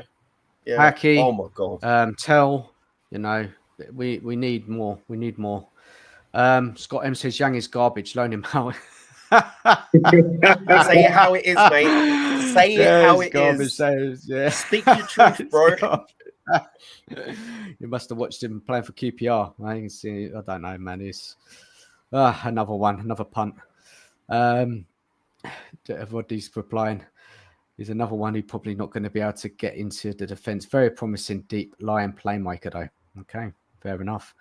Oh, yes, I know who you're talking about now. This is the young Italian player. Yeah, who was linked a few days ago. Oh, big up, Leo. Hope you're good, man. Big up watching from, we all know where. Denver. How you doing, man? Hope you're good. Let's have a look, see if there's any more in the chat here. Rodney's saying so. It's going to be those matches where we're going to get deceptive in midfield, I believe. Who would be your Xavi Alonso? We need Mascherano. Oh, that's some deep cuts. Wow. I like it. Respect. Big up, Millsy. Yang decent through the middle. It's all about opinions. Right. There's a player I wanted to talk about, guys. Let me bring up the information. I don't know if you've seen the links today. It was on X. I did a little look into this guy. Let's go. This guy here. Nelson Welper, another guy with potential, eh? Another one. The club love these links, eh? Where it comes from. Anyone know about this guy? Heard of this guy? Any thoughts on this guy at all? Nelson Welper. Nelson Welper. Let me do a quick. I've got some more information. I've got some in. I did a bit of research before I come on, so I'll bring it up on screen. But yeah, you guys can by all means have a read up on him. Have a read up on him. Big up Ryan G. Good afternoon, Dan and Co. Hope you're good, man. Thank you for joining us. So this guy here, right? No one's heard of him. I haven't heard from him. I haven't heard about him before either. He's a forward, yeah. He's a product of one FSV Mainz Youth Academy. He's been phenomenal form last season. He scored 19 goals in 17 games for the youth teams, 10 goals in just 11 games for Germany under 17s. He's considered to be one of the leaders of extremely interesting generation of German players born in 2005. I'm not going to list them, but let's talk a bit more about him. So old. Nelson, he's a tall player. His height is 192 centimeters. He's very good body mass ratio, physical strength, power, stamina, natural fitness. Additionally, he feels comfortable in contact situations. For a player of his size, he provides excellent pace, footwork, and coordination. And a couple more slides about him. He possesses significant upper body strength and knows how to use this in this game. Also knows how to use his body to shield the ball from defenders, thanks to his technique, strength, and ball control. This is important in order to progress his passes from midfield. And then one more thing, he hasn't played many first team games. I don't think I've got it on the slide. I didn't put it on there, but yeah, there's not many goals or many performances in actually for the first team for Mainz. He kind of came in this season, scored a few goals, couple of assists. Now, when you read the profile of the player, that's what Spurs need, right? But I mean, you want somebody who's doing it. So, he's been doing it for a while, not a guy who we don't know who can do it. Maybe he can in the future, I looked at his goals. I looked at his goals. He was good in the under-17s, and his goal contributions got lower and lower when he went up to the under-21s. Right. I'm with you. I mean, so guys, initial thoughts on that link. Because I don't want Erasmus Højlund here. No. You know what I mean? Eujin, who? That's it. That's it in a nutshell, isn't it? Who? That's it. I'll probably disappear the link tomorrow. It's probably a rubbish one. If you said 5 million, we'll buy him and loan him back and got 50, then you'd say probably okay. But if you're not loaning him back, where on earth is he going to play? Look. This is what we got. This is what we got to survive through this summer transfer window, right? All these crazy links, crazy links, man. Mark, Dan, don't you miss the time when like CFAX? Yeah, CFAX fan. Oh my god, I was thinking that when you were saying it. Remember that we didn't have 24-hour coverage of transfers. We did not have these people on social media saying, "Oh my God, Dan, did you read this? There was a tweet by someone that said Spurs are interested in a Brighton player, but I can't reveal who." Well, I mean, I'm old enough to go back when we signed Klinsmann, and nobody knew anything about that signing until he was on the yacht with a shirt. And remember, the headlines was Spurs signed serial diver. Do you remember those headlines? Yeah. So, yeah. It took one game to change everybody's mind. Everyone. Seriously, he got booed on his first game. He got booed when he came out, and when his first game, everyone went, "I always loved him anyway." The flip-flop Spurs fans. Look, just before we go to Cookie's question, man, this summer transfer window, I mean, there was all that hype the week before last when we had the 2 here we goes, but since then it's just gone quiet. We're not hearing nothing more about the investment. It's painful stuff, really. You just want to know what's happening. You want to get these signings in, and it's all just one big struggle. Patience is required, as it always is, but it's hard, isn't it? Like last week, there was literally nothing worth talking about. There was nothing solid. The Morgan Gibbs White deal was just lingering on all week. Did multiple different stories and different sources. Don't get me commenting on that one, man. Yeah, I don't really want to talk about it, to be honest. I mean, I'll let you guys talk about that. The latest figures that he's getting on the plane. Yeah, he's getting on the plane for the preseason tour. So look, what happens with that? It's going to drag on, isn't it? That throughout the summer, it's so frustrating. But anyway, let's go to Cookie's comment in the chat. He says, "If Morgan Gibbs White comes in, how many more first team acquisitions would you class as successful first window?" So now this is it. Like, we're going to be comparing it to Ange's window last season, which was a shocker. At this moment, we've signed one first team player. But look who's showed up today. Eujin. Hello, Moddy. How you doing, man? Hey, Eugene. Are you good? You good, man? Come into the pot. Yeah, you've come into the pot where I have no interest in this transfer nonsense, because for me, if they don't wear the shirt, I don't give a fuck. So you talk your business, man. How you been? Eugene is still positively deluded, right? Is that right? Is that Eugene? You still that, or you changed now? Yeah. Of course, going to be positively deluded until we win another trophy, right? So we have to keep that trend up. That's how I do it. Guys, how have you been doing? Right, Yeah, good, man. What time is it over there, I haven't man, been for on chat you? for a long time. Guy, I haven't seen you in some time. Mark, nice to meet you. Hope you're all well. Yeah. Right. I was supposed Yeah, to. I was supposed to stream with him at the stadium, but the problem is everyone at the same time thought the same, so no one could get internet connection. You did a watch along, Eugene, didn't you? I tried to get on his stream, but it was just so bad, wasn't it, Eugene? It was so bad. Oh dear. So you had to pay for the old Spurs play, Eugene, did you? Yeah. I'm with that. We got some technical difficulties coming from somewhere. One of you guys. Bit of an echo. Surprisingly, no. What I had is my Eugene, we're getting a lot of feedback from your mic. Just go in there and check the settings.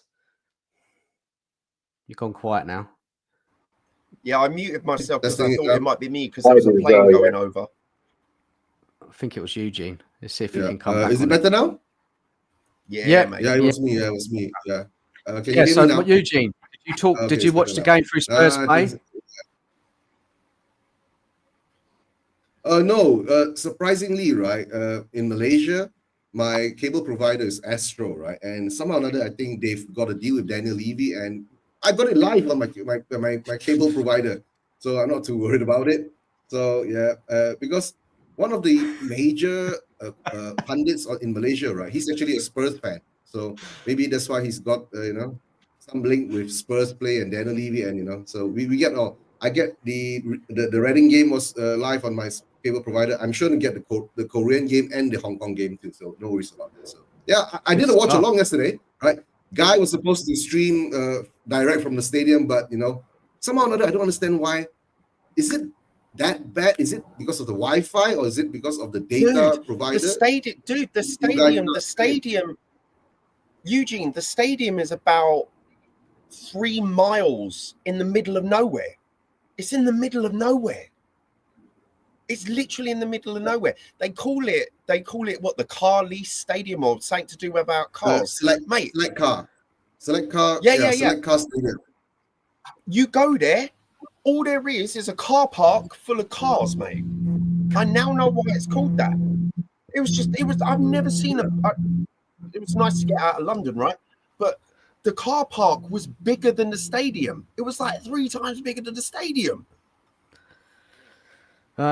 Anyway, Eugene, enjoyed that game yesterday. Yeah. Did you enjoy that performance of that young centre back?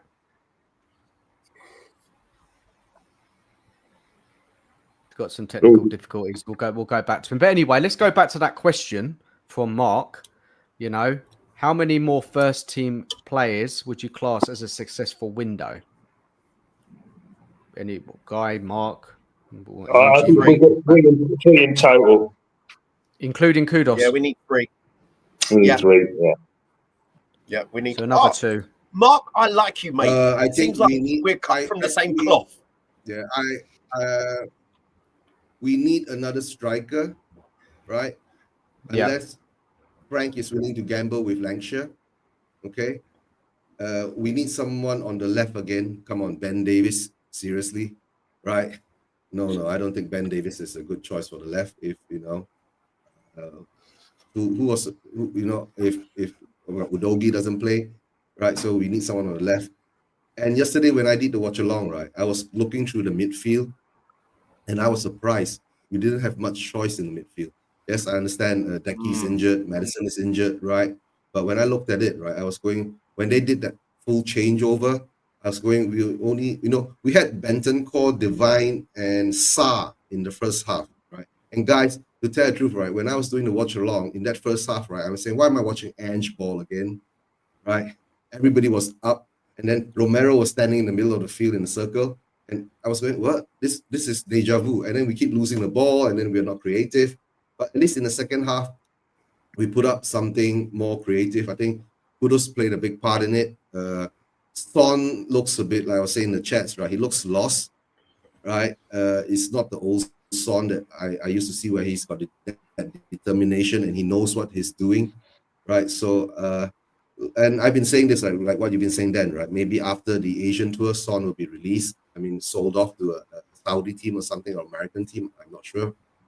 But if he stays, I hope that he'll be used as more of a sub than actually a starter. But then you come to that problem, right? We don't have someone on the left to actually cover for Son, who's got experience. So I would love Mitoma to come in to actually take over from Son, right, on the left. I would really love that, but we might, I don't know. We remember the IT case put out there. We've been linked to a Brighton player, right? Inverted quote. Who is that? And then nobody knows who's that Brighton player. I've got some breaking news, guys. Breaking news, guys. Right? Breaking news from an account called Tottenham Scout. Right? Xavi Simons begins talks over joining Tottenham via his representatives. Ooh. Yeah. Surely not. That's just not Spurs. This is it, isn't it? This is the positivity deluded, Mitoma coming in, we got a dream, right? No, but the truth, Just love the way at least, you said right. How many more players? At least 4. Yeah, 4 players. 4. But realistically, Eugene, if we get one more first team player, I mean that would be better than last season. No. Then realistically, right, if we get Morgan Gibbs White across the line, it'll be over. It'll be over. Yeah, you know why? Because this Morgan Gibbs White drama, right, is going to drag all the way until the close of the transfer. Big Mac is going to take this to the wire, mate. Big Mac is going to take this to the wire because I don't profess to know him. I only go via his actions. He comes across as a petty man baby. Like we're talking about someone who banned a pundit from their stadium, fam.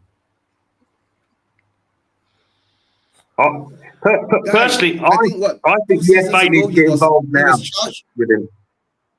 What's that, Mark? No, I think the FA. I think 2 seasons. Hold on, one at a time, guys. One at a time. Sorry, Mark, go ahead, Mark. Yeah, go, Mark, and then Eugene. Yeah, what I was just saying because there's been. Sorry. Joey Norris, I think this guy's been going on too long now with the referees, the crying on the pitch. I think if the FA don't step in now, this is going to continue throughout his reign at the club. So if they don't step in now, this Morgan Gibbs White, he's going to do this through other clubs and do what he wants until they put their foot down. So I think the FA needs to put their foot down now with him. No, and then I was saying, right, 2 seasons. Not last season, the previous season before this last season, right? He was actually being charged, right, for spitting on the ref or something like that, right? So that is the kind of manager that's the kind of owner that you have, right? I mean, I don't know, maybe he's overly passionate, right? Or maybe, too much saliva comes up when he talks. I'm not sure about that. I just think he's a wanker. Sorry. And I think he's got another problem is that he's also involved in this multi-club ownership kind of thing. So, and then recently, I think UEFA has done. I think Crystal Palace has lodged a report against him because he put in a letter or something like that to stir some shit. Because Crystal Palace is going through some shit now because of the Europa League and the Conference League thing. They relegated the Conference League, and Nottingham Forest is being promoted to the Europa League. So yeah, there's a big fight going on there. But guys, I think they'll come to an understanding, right? We are talking about billionaires, and billionaires, they're all good buddies. Somehow or another, they all get together, and they were a nice meal, right? So, Eugene, right? One of those nice restaurants. I think there's a lot of ego.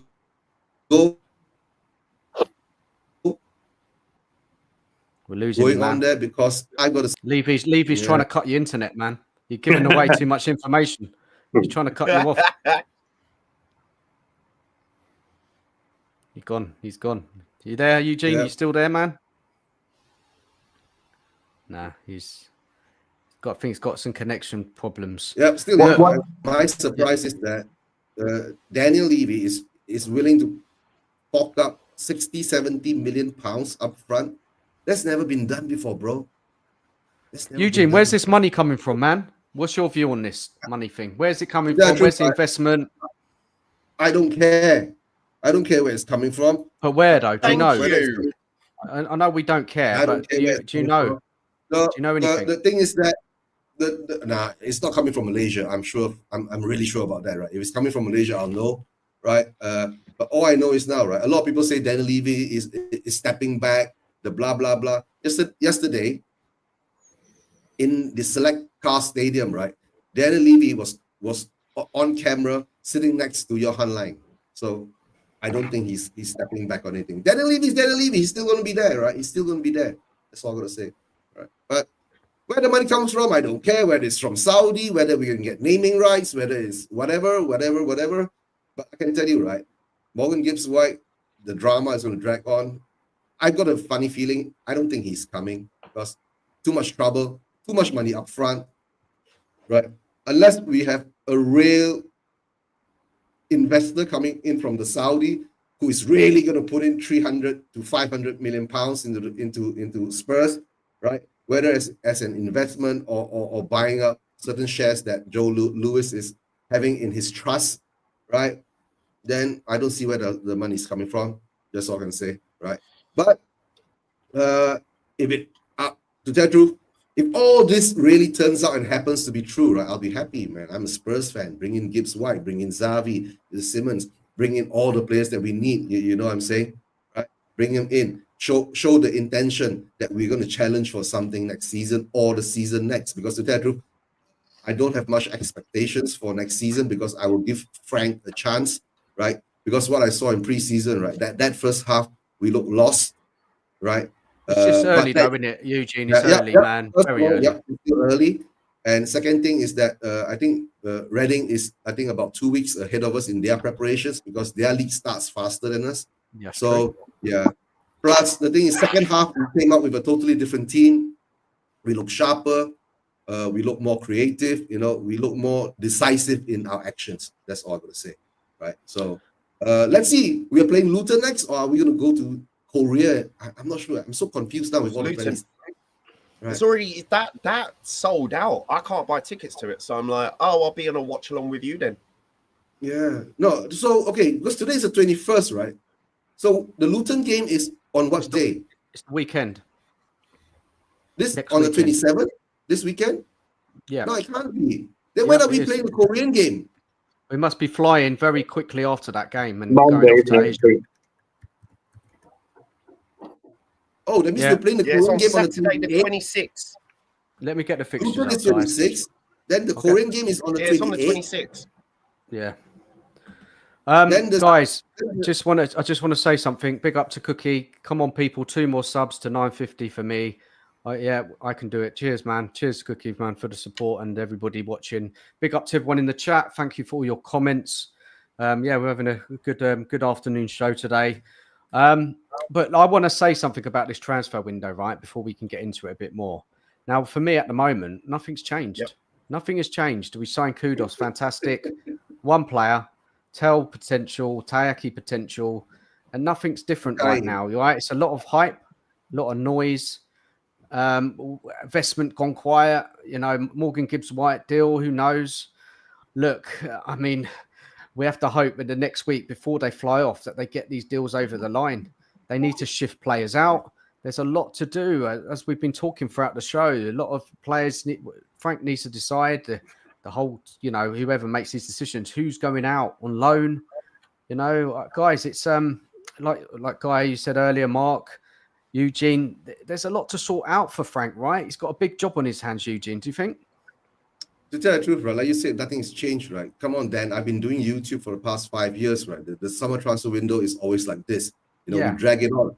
We get in one. If we do the deals early, it's done. If not, we'll do the deals late. You know, and we've seen a lot of transfer windows when we do the deals late, right? Apart from, I think, one transfer window when we did the deals early was, I think, when that's the first year of Ange or something like that. So that's what I can say. Like you say, what we need now is what we need, but will we get it? We do not know.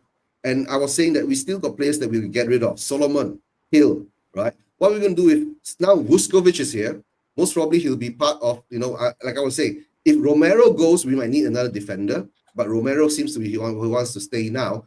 Plus Vuskovic and Phillips coming back, right? We look like we're overstacked at defense, but, you know, Let's see how that goes. Maybe we might have to put some out on loan, right? The players that you're saying, right? We supposed Richarlison, that's one that we really had to get rid of. He don't want to go. Right. He does it. He's hanging on. He's hanging on.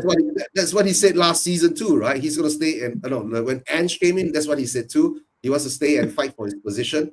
And they all say that. You know why? Because Spurs are not ruthless enough. Spurs don't kick people away, right? No, never have been. Okay, your birthday is on NLD. Which NLD? This coming up NLD or July 31st or what? Guy, when is your birthday, Guy? 29th of July? No, 23rd, mate. I'm watching. No offense, I'm watching Charlton versus Leicester. No, your birthday's on 23rd of July. Yeah, no, August, mate. Oh, 23rd of August. All right. All right. I'm not that old, not yet. Evening to Manny. Hello, Manny. Hey, Manny. How you doing? How you doing? Let's go to the chat. Let's get the chat involved. Yeah, Daniel Knighty thinking Morgan Gibbs-White will probably be an 8 in this team instead of a 10. If he's thinking Simmons has the potential to 8, that's a bit worrying. I'll be real. Guys, thoughts on what Daniel said? Do we really need an 8?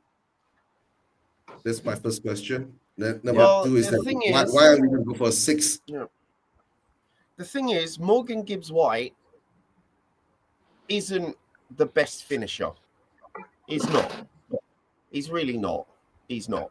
I saw a lot of Nottingham Forest games for reasons I will not go into. It's the same reason why I watched a lot of Wolves game about a couple of years ago. You know what I mean? But I hate Wolves. They can go away. Anyway, but Morgan Gibbs-White, not a good finisher, but he is a passer of the ball. And here's the thing, I've been hearing a lot of like rumblings in the Spurs fans saying, if Morgan Gibbs-White comes here, he's going to be our captain. Okay, it's glad that you know a lot more than I do. But if he is the captain, okay then. Look, I like Morgan Gibbs-White. I've seen him play for our international team because I remember, Eugene, I was at the Wembley games. And also I went to the Nottingham game as well. And he played quite well.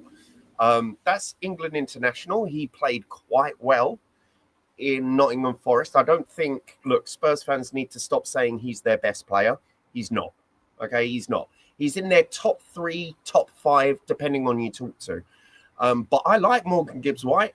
The thing is, what Morgan Gibbs-White gives to our team, and I keep saying this, and Dan, you will agree on this, creativity.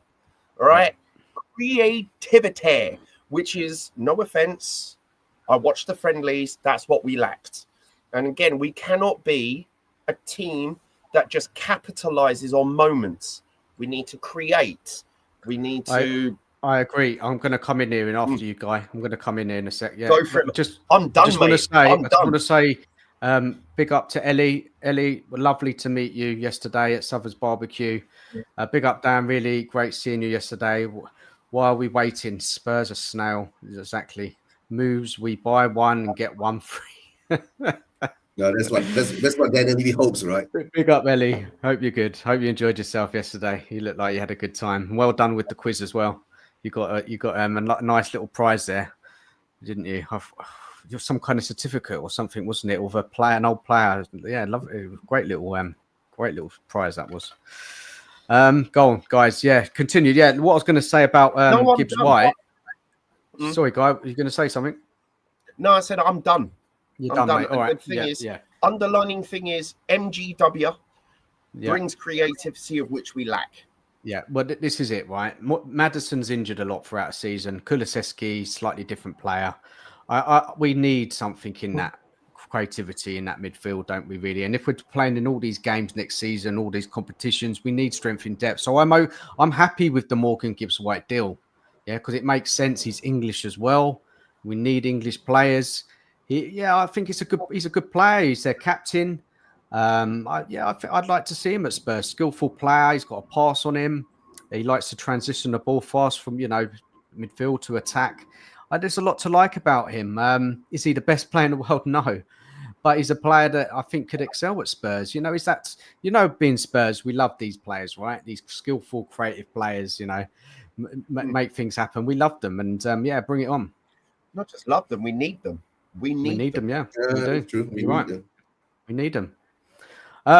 Guys, let's going to go for another 10 minutes, and then I'm gonna another 10, 15 minutes, another 15 minutes. Yeah, so just like do it till Yeah, what another else have we got 15. to do on a Sunday afternoon apart from talk about a team that we fucking love? But Yeah, Eugene, again, have you noticed I added a trophy to my banner? Yeah.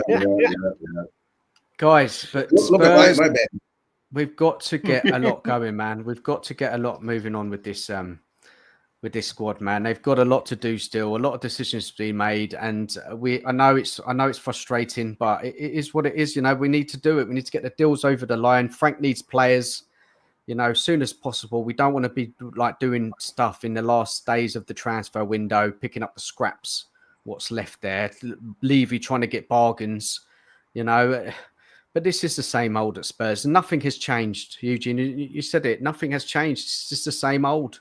It's the same old at Tottenham. Like. All of these signings are like for like. Sorry.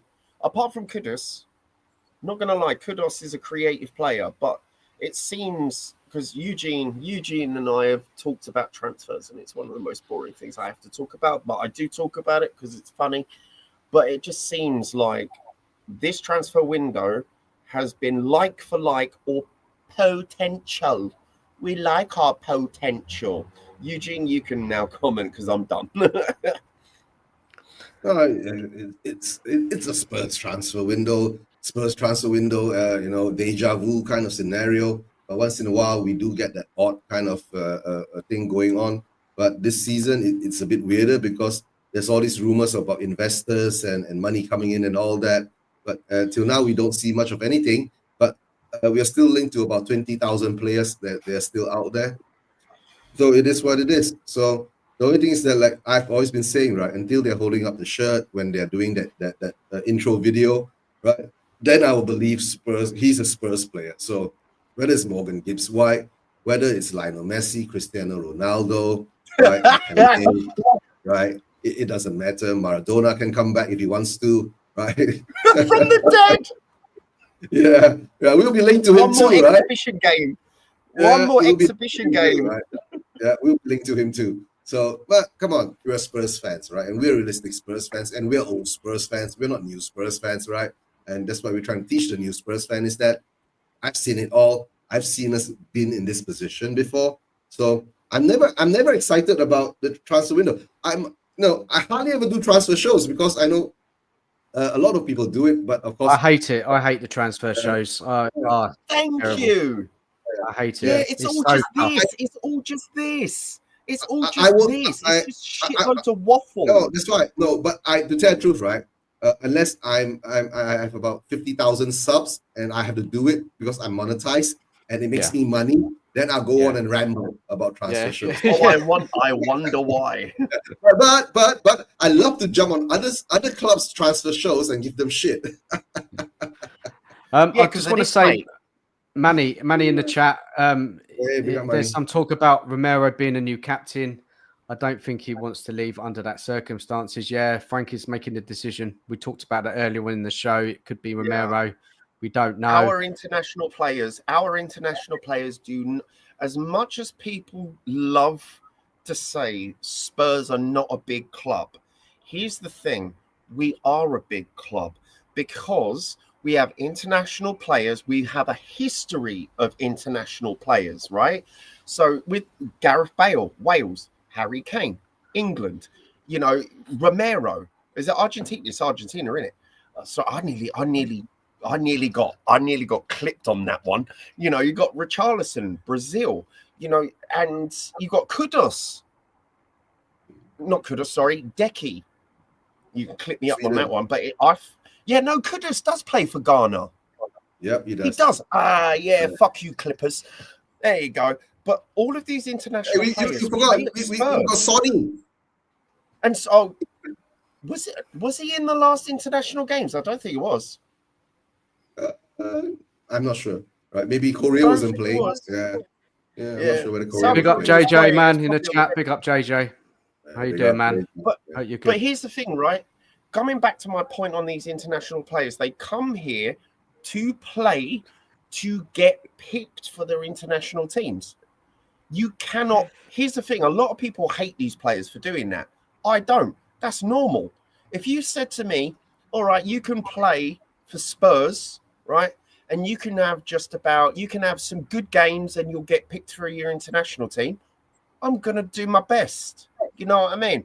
But yeah, Romero no one knows who's going to be the captain. You went through it with Thomas Frank, didn't you? He hasn't picked one yet. So until he picks one, who knows? He's got a lot to do. He's got a lot on his to-do list. He's got a lot of fucking shit to do, mate. Yeah, Lots. he's been a busy man. I do not envy him. Guys, Scott M, we need to sell Tell, Johnson, Richie, Solanke, Sun, Solomon, Scarlett, Basuma, Gray, Saar, Davis, Spence, Devine, Donnelly, Phillips, Lone, Yang, Lancashire, Moore. Manchester gets rid of half the team, fam. Just get rid of half the team. Buy some new ones. Fair enough. That's what we were saying last year, not going to lie. It's just never happening, is it? It's never going to happen. Big up to Kate. I hope you're good, Kate. How are you? And Cookie and anyone else you can think of. Brian Hill. I think he's got Brian Hill. Oh, Brian Hill. Oh, you forgot about Brian Hill. Yeah, Brian Hill. But the rumors out there he's already sold, but I'm not sure who is sold to right now. I don't know, guys. Look, it's I mean, look, I don't know if anyone else wanted to talk in the last kind of 10 minutes. Anybody got any pointers on the panel, in the chat? Any questions? Anybody want to talk about anything? I mean, this transfer talk is dead.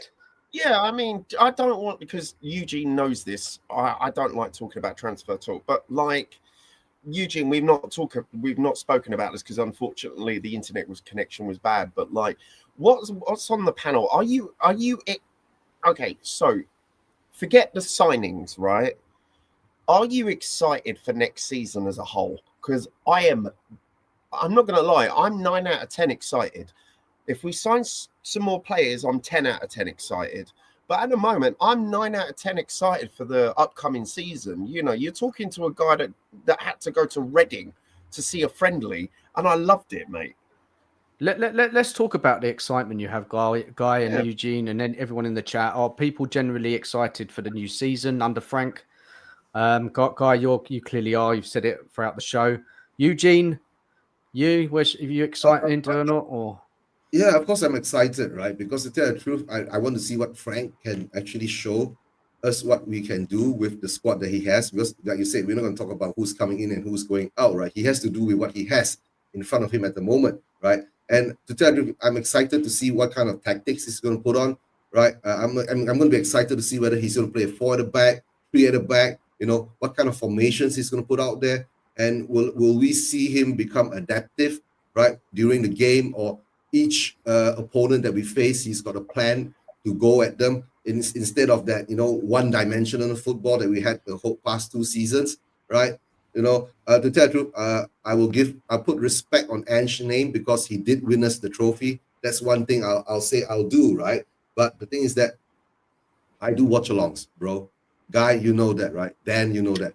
I do watch-alongs, and I'll do watch-alongs for most of every live Spurs game, right? And, you know, the past 2 seasons, it was torture. The games, you know, doing watch-alongs, you know, losing the ball, right? Why is the white side always empty, right?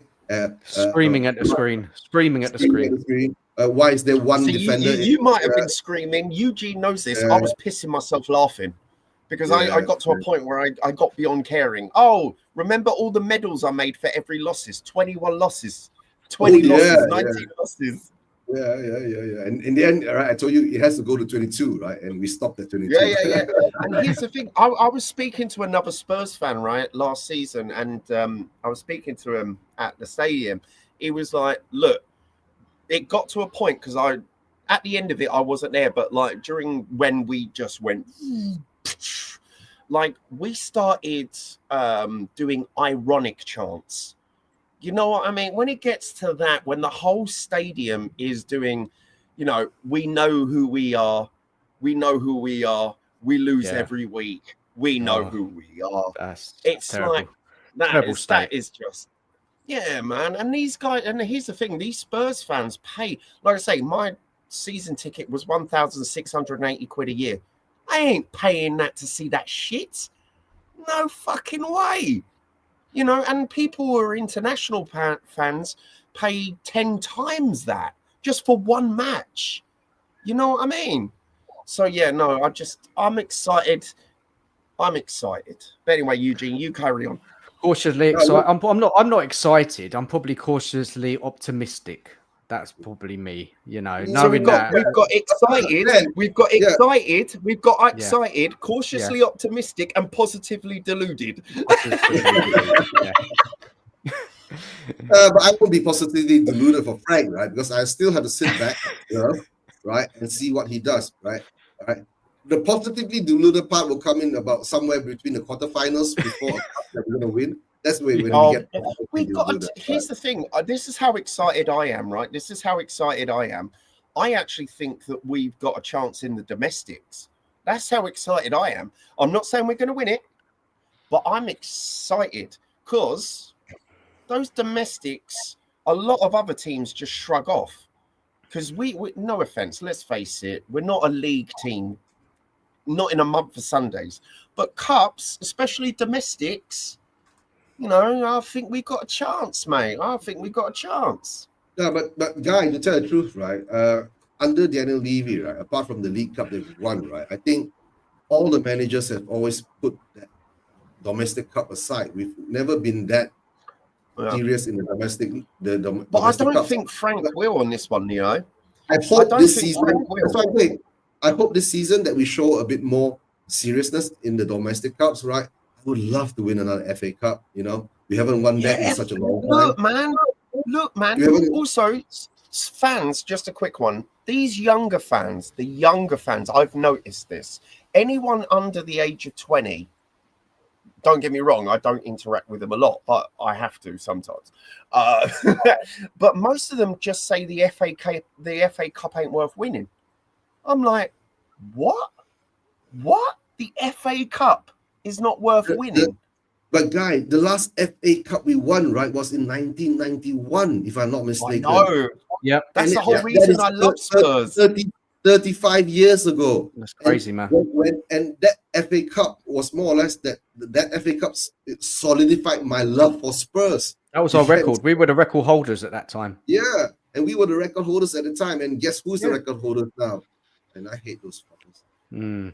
Yeah, we're not gonna say that. We're not mentioning their name. Yeah, no. But like, here's the thing. Oh yeah, Manny's in the chat. So, yeah, Manny's an Arsenal fan too. Yeah, Manny knows what. But here's the thing. No offense. I know we're kind of going a little bit off topic, but we're also talking about the expectations, right?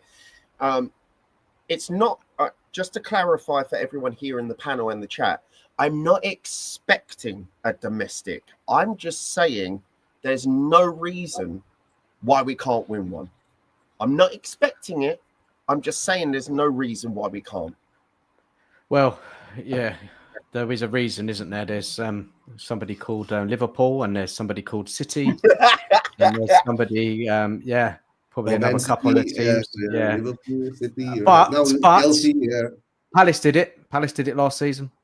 Yeah, so you know, there's always a chance. We got to realise. Like, you've got to believe. You've got to believe, haven't you? Yeah, because no offense. Oh my God, I've got such a bruised arm. Wow, I didn't realise that.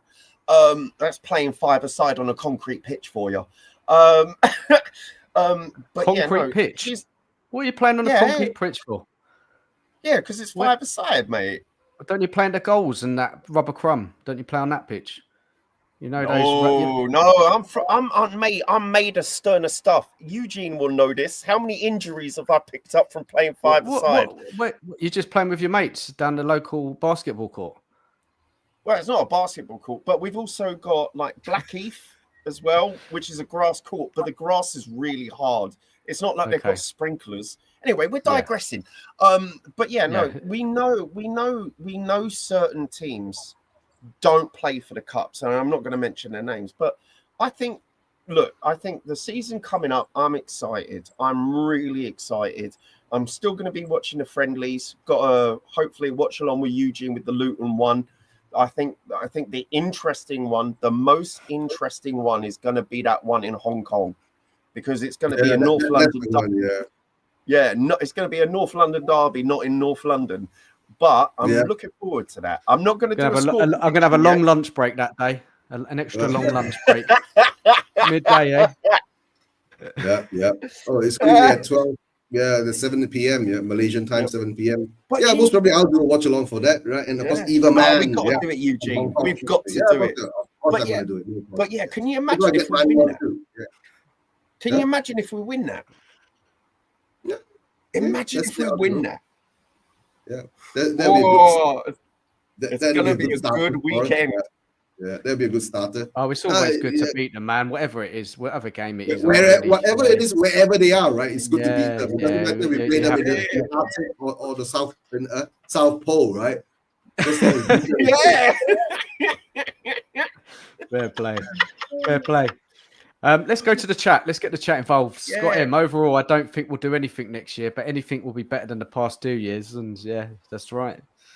Yeah, it was terrible. Other than that Europa League. Afternoon to remember. Yeah, we still are. Spurs Kings. Sorry, Frank is the new Pep. Yeah. I don't know, man. I don't know about that, but fair play, man. You got to get behind your man. Barcelona. You don't know, I but remember look, that Frank, Barcelona team. Frank, yeah, we'll see. We'll see about Frank. See what he does with this team and see how he gets used to the challenges of being a manager at Tottenham Hotspur. Yeah, I'm looking forward to the season. JJ, Daniel 90. I'm just excited to actually see some in-game management for once. We saw it yesterday. He had the tactics. Yeah, I was about to say that. Didn't he? All chatting, all the coaches. Bit of a something on the touchline, isn't it? A bit of animation, Yeah, he was holding the tactic board, right, running around. Yeah. I know. We shouldn't get excited about these things, but I mean, yeah. At least he's trying to do something or change something on the pitch. I know it's pre-season friendly, but it's good signs. Dear laughing there. Manny said, I would suggest you temper your excitement. Personally, I don't think Frank will add much, and he could end up being another Graham Potter. Earned plaudits at smaller clubs, but flopped at the bigger one. Well, we'll see. We will see. We hope not. The excitement. We hope not. The excitement. Yeah, the excitement isn't about being the best. I'm not saying that we're going to win every cup. We're going to do the quad. The excitement is we've got a new manager and we've seen new in-game management. We've got new signings. That's where the excitement comes from. It's not an expectation. It's just to see our team play good football. Maybe win a cup. Who knows? I'm excited. You see what Ellie's saying? Ellie's saying I'm more interested than excited as to see how we get under Thomas Frank, and I'm really hoping defensively will improve and make us hard to beat. I agree. Yeah, we were great defensively yesterday, mate. 2 line clearances. Yeah, the set piece defending looked a bit better as well. Yeah. JJ says ridiculous prices. Let's go for a couple more in the chat, and then we're going to shut down the show this afternoon. Let's just read through them. But I can turn that and say it could work out like Eddie Howe, though, just because Graham Potter failed doesn't mean Frank will. Yeah, fair point. Fair point. Doesn't mean he will fail.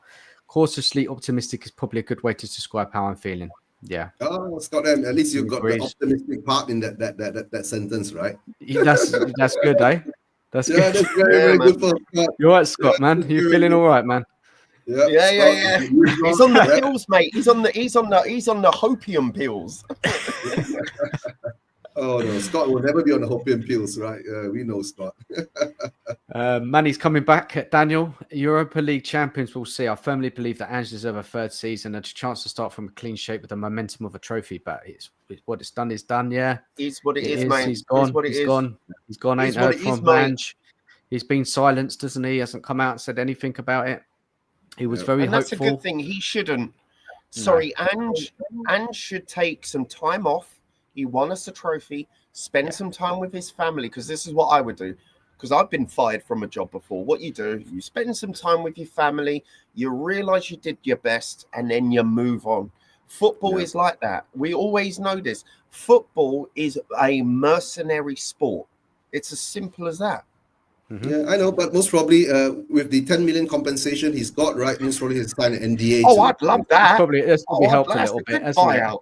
Yeah, Yeah, 10, yeah. 10 million pounds plus an NDA from Daniel Levy. So keep your mouth shut. Ange. So we never saw season 3. We never did. It never came. It Yeah. never got released. It got cancelled. Yeah. Oh no, season 3 is going on. The lead character was just killed off. The main, yeah. It's like watching here's Game the of thing, at Thrones. least- Hold on, guys, hold on. I've been binge watching Game of Thrones, right? You remember when Robb Stark was, he's gonna be the hero, right? And oh shit, season 3, he's dead. What a show! What a show! The good thing is we've escaped the memes of being called Netflix FC. That's another club's problem. Yeah. Right, let's keep this going. We'll go on for a couple more minutes and then we're going to close down the show. I just don't think Frank will be able to do very much at Spurs, but I wish him all well. Hello, what's the point, FC? Hope you're doing, man. How are you? Kudos has the baby all ready for the Premier League. P Diddy fam, P Diddy vibes. None of that near our club, fam. Guy, there's positivity, positive realists, and positives on the benches. Yeah, big up, big up. Cookie, the whole squad will improve just from patterns of play and tactics that are put in place by the new coach. Facts. That's because we now have a coach and not a gung-ho nutter. Yeah, definitely agree with that. What's the point of FC? If we don't get at least 4 top quality signings in, we ain't finishing above 8th. Yeah, I get the reservations there. Totally do. Got one, right? It's going to be better than 17th. It's going to be fucking better than 17th for the good cup run. Manny's going on it. Manny's going hard today. To hell with people who say that trophies are not worth winning. I would kill for a trophy, and Arteta has proved that he's not capable of getting over the line. I'll take Ange, frankly. Yeah, it's not even Arteta anymore. It's Berteta. You got to realise it's Berteta now. So blame Berteta. They've merged into one. Also, I'm not even going to comment. Oh, you're killing me.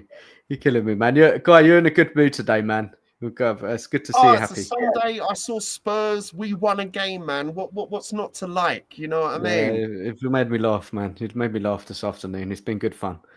Ellie's going to put it in the frame. Yeah, it will look nice. Definitely would.